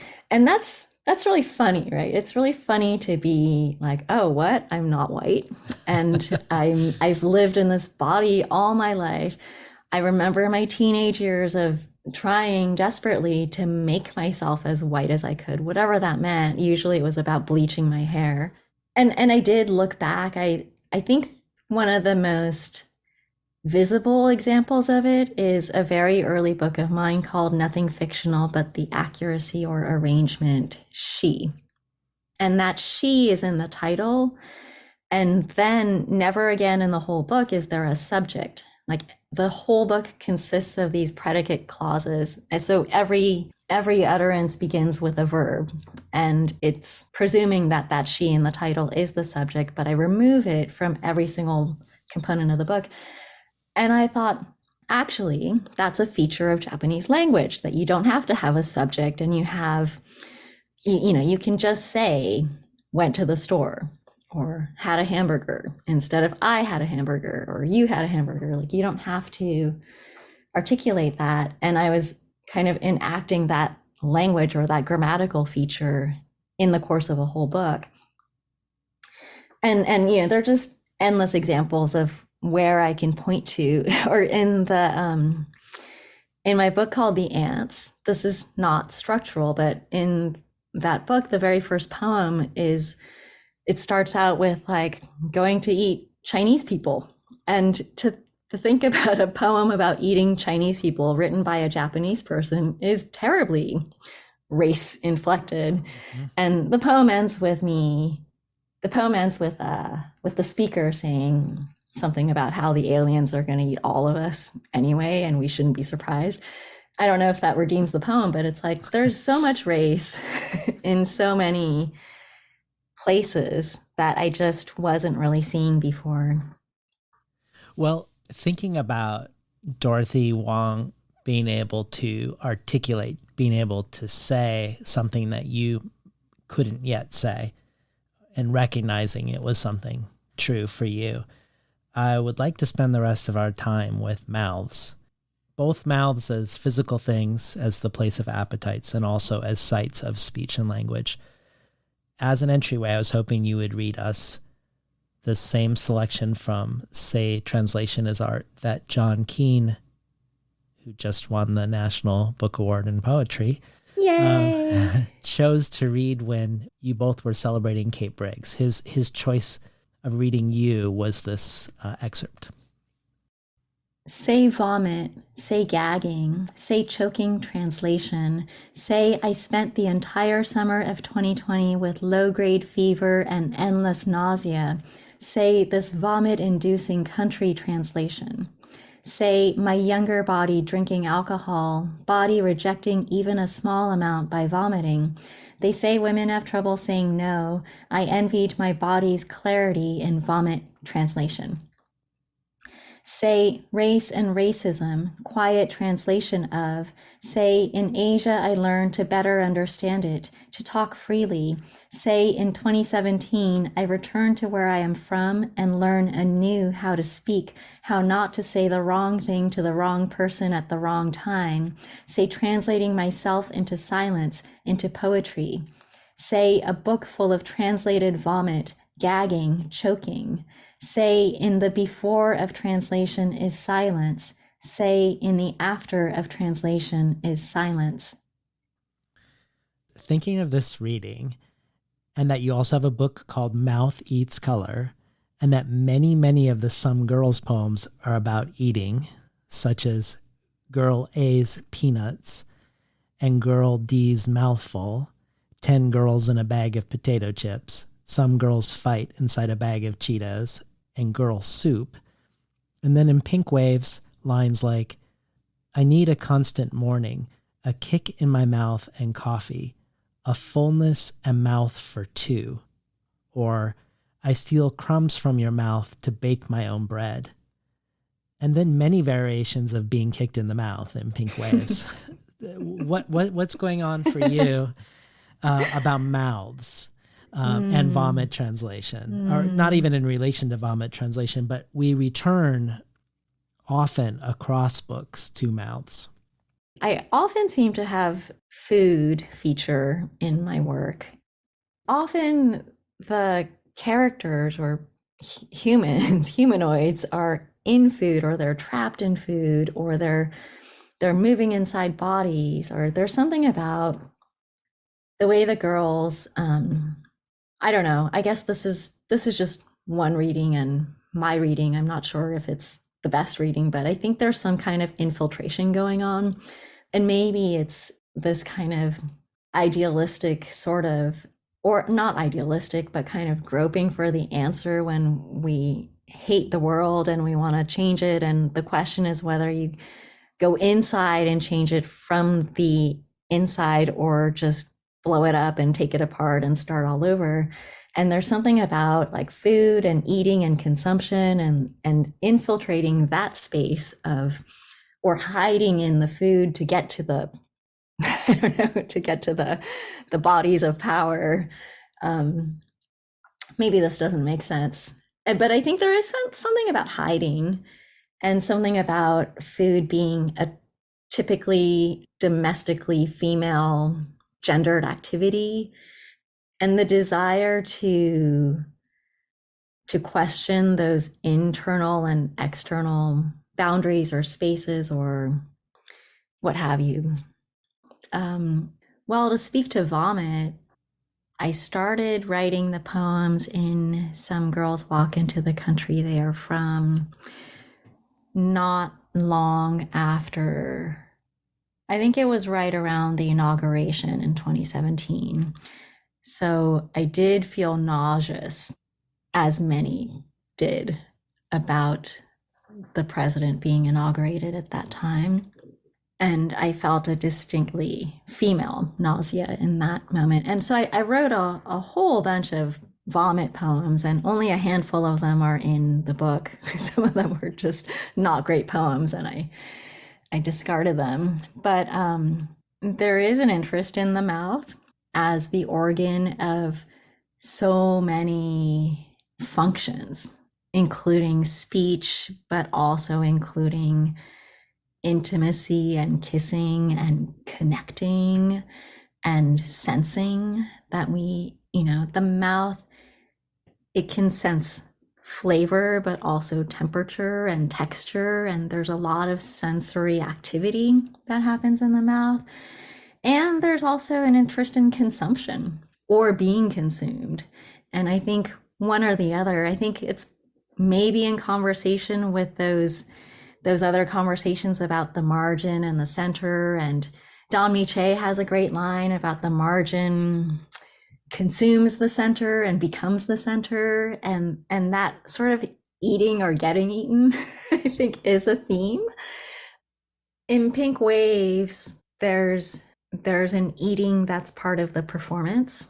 There's a little gift card to a local restaurant that got left hanging by a relationship, and that needed to be consumed, and I could only consume that actual thing in performance. I don't know, the mouth it's just endlessly fascinating to me because it's vulnerable and it's tender and it's powerful, and it's got so much potential to be venomous and harsh and, you know, inflict pain through language or through speech acts, while also being all these other things that are softer and kinder and gentle. I think in Pink Waves, when I wrote that, I was feeling kicked around by some circumstance that I didn't agree with. I was wanting to write to an injustice that I felt, but I didn't care to address the injustice directly because I don't think it's I just didn't want to. I think it's too personal and also maybe too painful because there's an anticipation of sort of common responses to XYZ. And I'm noticing that around grief in general right now, that if you're grieving XYZ, there's a common formula or algorithm through which people tend to interpret and judge your grief, no matter, you know, what their intention. It just kind of happens. And so there are certain kinds of loss that are hard to reconcile. And there are certain kinds of content that are difficult to speak. And so the writing is my mouth for me. It's a way of talking and talking back in a way that I don't feel I have access to otherwise. Well, thinking about a fullness and mouth for two, which you say in Pink Waves, I want to connect that to what you read of Johannes Jorenson's transgressive circulation for that event with Kate, and also Kate's response to it. This is roughly what you read, with me transcribing from the video, so it may not be perfect. My apologies to Johannes. Foreign texts are not just threatening because they bring foreign ideas into the target culture. They may in fact ruin the entire system of literature through sheer excess. Translation may make too many texts, so that we may not be able to tell the good from the bad, and thus we may not be able to sell it. Translation as a battalion engine, translation, like poetry, creates waste. I love that quote. And when I think of you choosing these lines to highlight about excess and waste, and maybe the system being broken by too many texts, I also think about the multilingualisms in your texts, too many tongues in the mouth. But I think about how your texts also have too many translators. And I think how the translators are too present and apparent. And I think about Kate Briggs's comments about how with any translation, there's too much, in the sense that there are too many bodies between the text and the reader, that the translator's body, even in the most normative sense, is seen as an intrusion between the reader and the experience rather than as a conduit. And perhaps this is why publishers want to keep the names of translators off the cover, to not remind the reader of the mediation occurring through too many bodies. But I also think of Fred Moten's blurb that I read at the beginning, which nods to excess when he says, Sawako Nakayasu takes the measure of the enjoyment we derive from sensing and making sense of this wasteland of bandwidth and access. And definitely Pink Waves feels like an endless ocean of waves. There's one point in the poem where you once again return to the mouth saying, I fail like a fullness and mouth for two. And then later in that stanza, you have the phrase, incontinental embodiment. And I love that phrase. Continental giving the sense of this immenseness, but incontinental, an absence of control, a leakage, perhaps related to this creating of waste of Johannes's book. But again, thinking back to say vomit, say gagging, say choking translation, and then this incontinental embodiment. I don't know if this brings up anything for you. It brings up Carolee Schneemann. Well, we've talked about all these bodily fluids, let's say, and things that are spewed out of a physicality. And I think about how certain artists you encounter at a young age when you don't know anything, when you know so little about art and the world. And Carolee Schneemann gave a reading at UCSD, and she lay across some benches and kind of wriggled around and said some things that I can't recall at this point. But that was how I discovered her, was kind of horizontally performing herself in a space of a poetry reading. And then I came around to see the performance pieces that she was well known for, like I forget what it was called, the scroll that comes out of her vagina, and meat joy, and kind of rolling around in these pieces of meat, and a fleshiness that I think has been a major part of my poetics.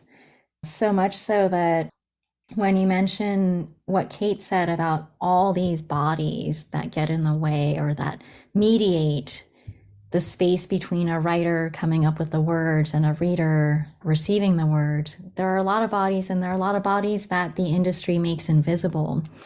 And I think this actually could be what I really loved about my amateurish attempt to make film, was that making film consists of so many bodies, and everything I love about making a poem is made through the actual actions of people in space together. It's a performance, and it's a documentation of a performance, but moving through all these bodies creates this shared communal sensibility that you have to communicate in order for the whole team to bring it together into that product.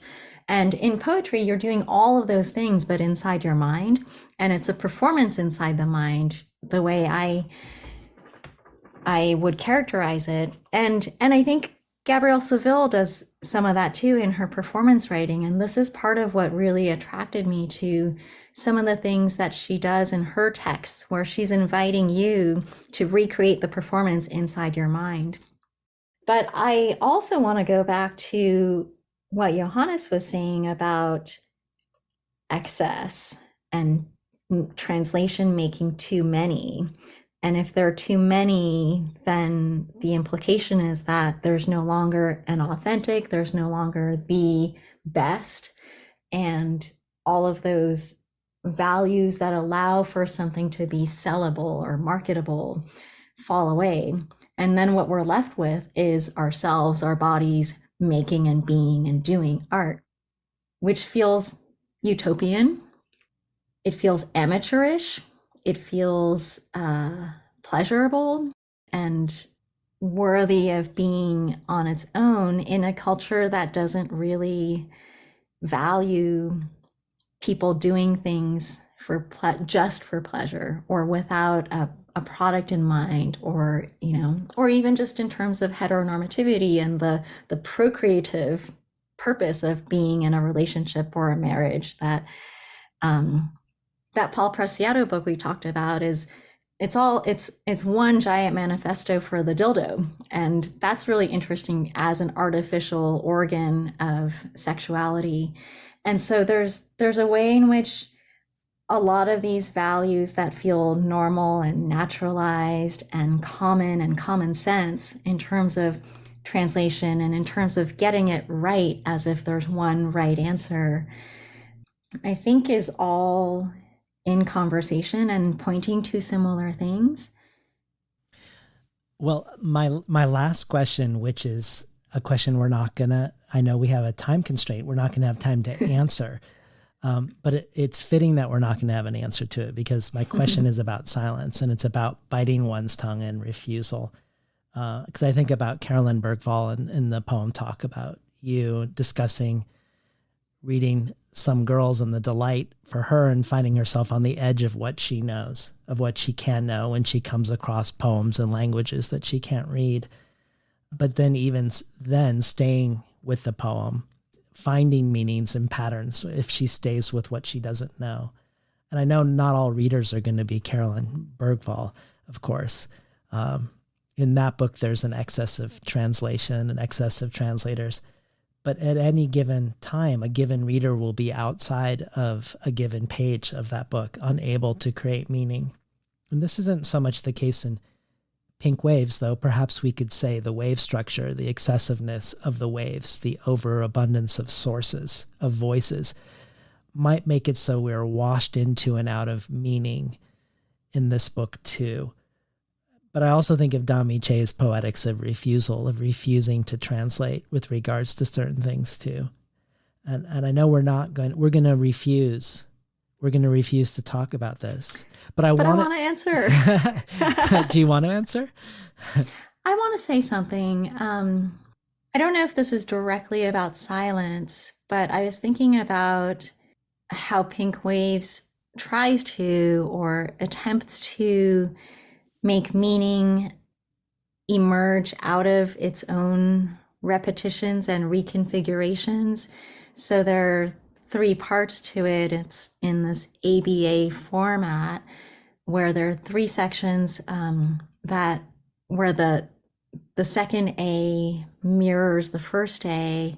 There's a B section where it's taking the same materials but moving in a different direction.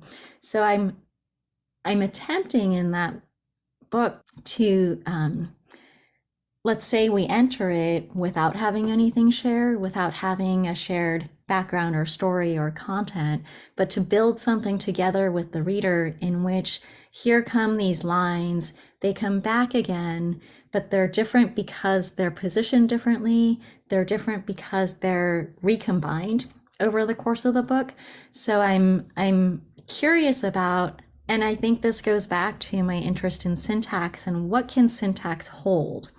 So what can I make with this set of content ideas, let's say, and these source materials and the syntax, and how generous or generative is the syntax when you allow that form to dictate how the language comes back.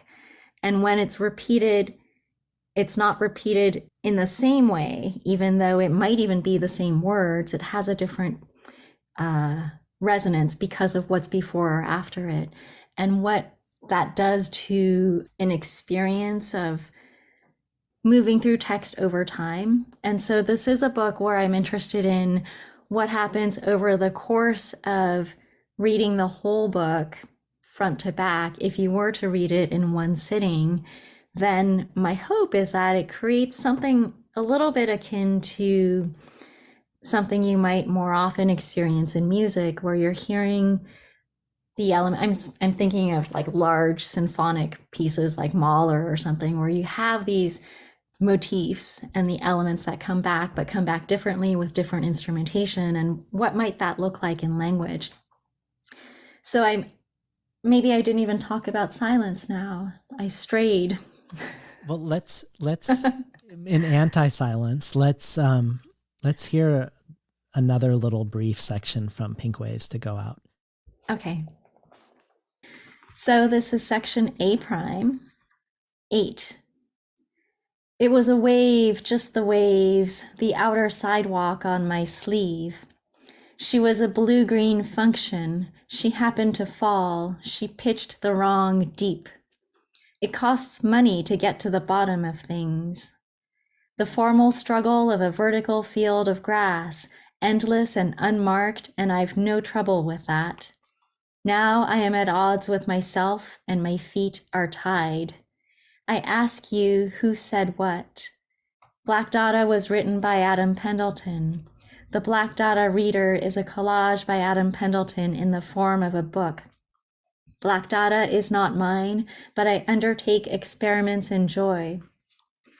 Black Dada made this book. It crashes into my performance, Tuesday, May 14, 2019, 11:50 a.m. Can you hold it, Netup? Do you hear it, Pungyo? Is it hard enough, Eugene? Do you like it? Maya Bjornsson came and went, but left something behind. Do you want it? Do you want more, Kaibigan? Is this the right angle, Van? Is it here, Chingu? Are you breathing, Vrend? Is it you, Arkadash? Are you here, friend? Does it hold to the bounds of the circumstance? Is it too heavy in light of the actual transgression? What about dinner tonight? Fish or cigarettes for later? Or coffee? Fog of ours. I cannot claim Black Dada, but I know that certain uses of the word love is a trap. Internal findings move me close to the bedroom window. I am on the lookout for approaching oceans. Art in institutions, institutions in art. Slacken and retreat, the new register upon which we vote. Music was invented by children to quickly identify who we should love. One can aspire to be either children or sonatas. Back in the dirt, aesthetically real flowers. Back in the dirt, finite political differences. Back in the dirt, all the dirt I have loved. Back in the dirt, bring a flower when you visit. I will fix it for you. You, night, you. That is what she said. I need you to see it, want it, super slowly and resolutely. I need a lower resolution. I need the impending waves to wash away the moat already. I need to enter the alley where we will settle our debts. I need your lilting nocturne to finish marking up the map of my body. In the late 1960s, everybody had a manifesto to write. In 1967, Solanas published her Scum and Lewitt his Paragraphs. In 68, Sirhan shot Bobby Kennedy. 2019, I sit here alone with the fires I love. These are the waves. I pursue my better self. White waves, black waves. In 1970, Irina Dunn shaved her head. In 1960, the poem grew legs. Give women more money, not hats. I've got Dada like a river, like a fountain, love like a Dada in my soul, in my soul. The 1960s are hungry ghosts loitering around the hot bosom of the 2010s. I still like Stein, but her ego just smacked me in the face. Seemingly large beauty or glitter or the dark whip of power.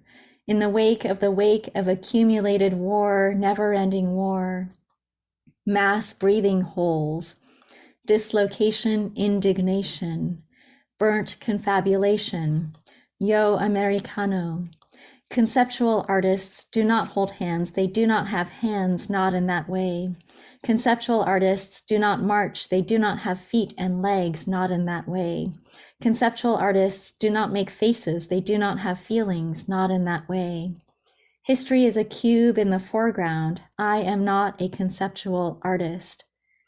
You, fire. Crashing one wave after another. Thank you, Sawako. I had a great time spending all this time with you today. Thank you so much, David. I appreciate it so much. We are talking today to Sawako Nakayasu about her latest book, Pink Waves from Omnidon. You've been listening to Between the Covers. I'm David Naiman, your host.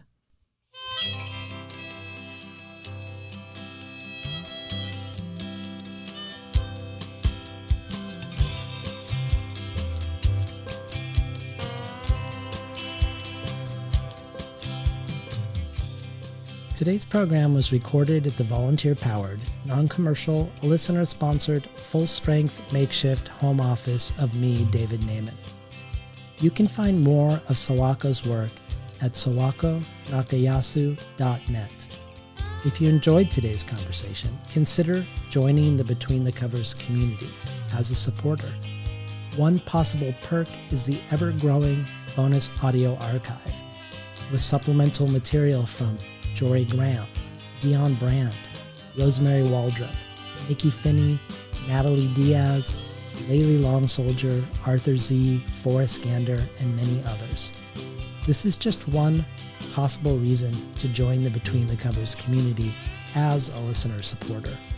Join our brainstorm of future guests, receive the supplementary resources with each conversation, and choose from a wide variety of other potential enticements, whether becoming an early reader for Tin House, receiving 12 books over the course of a year, months before they're available to the general public, to any number of gifts and collectibles from past guests, from out-of-print chapbooks by Ursula K. Le Guin, to writing consultations, to a bundle of books selected by me and sent to you.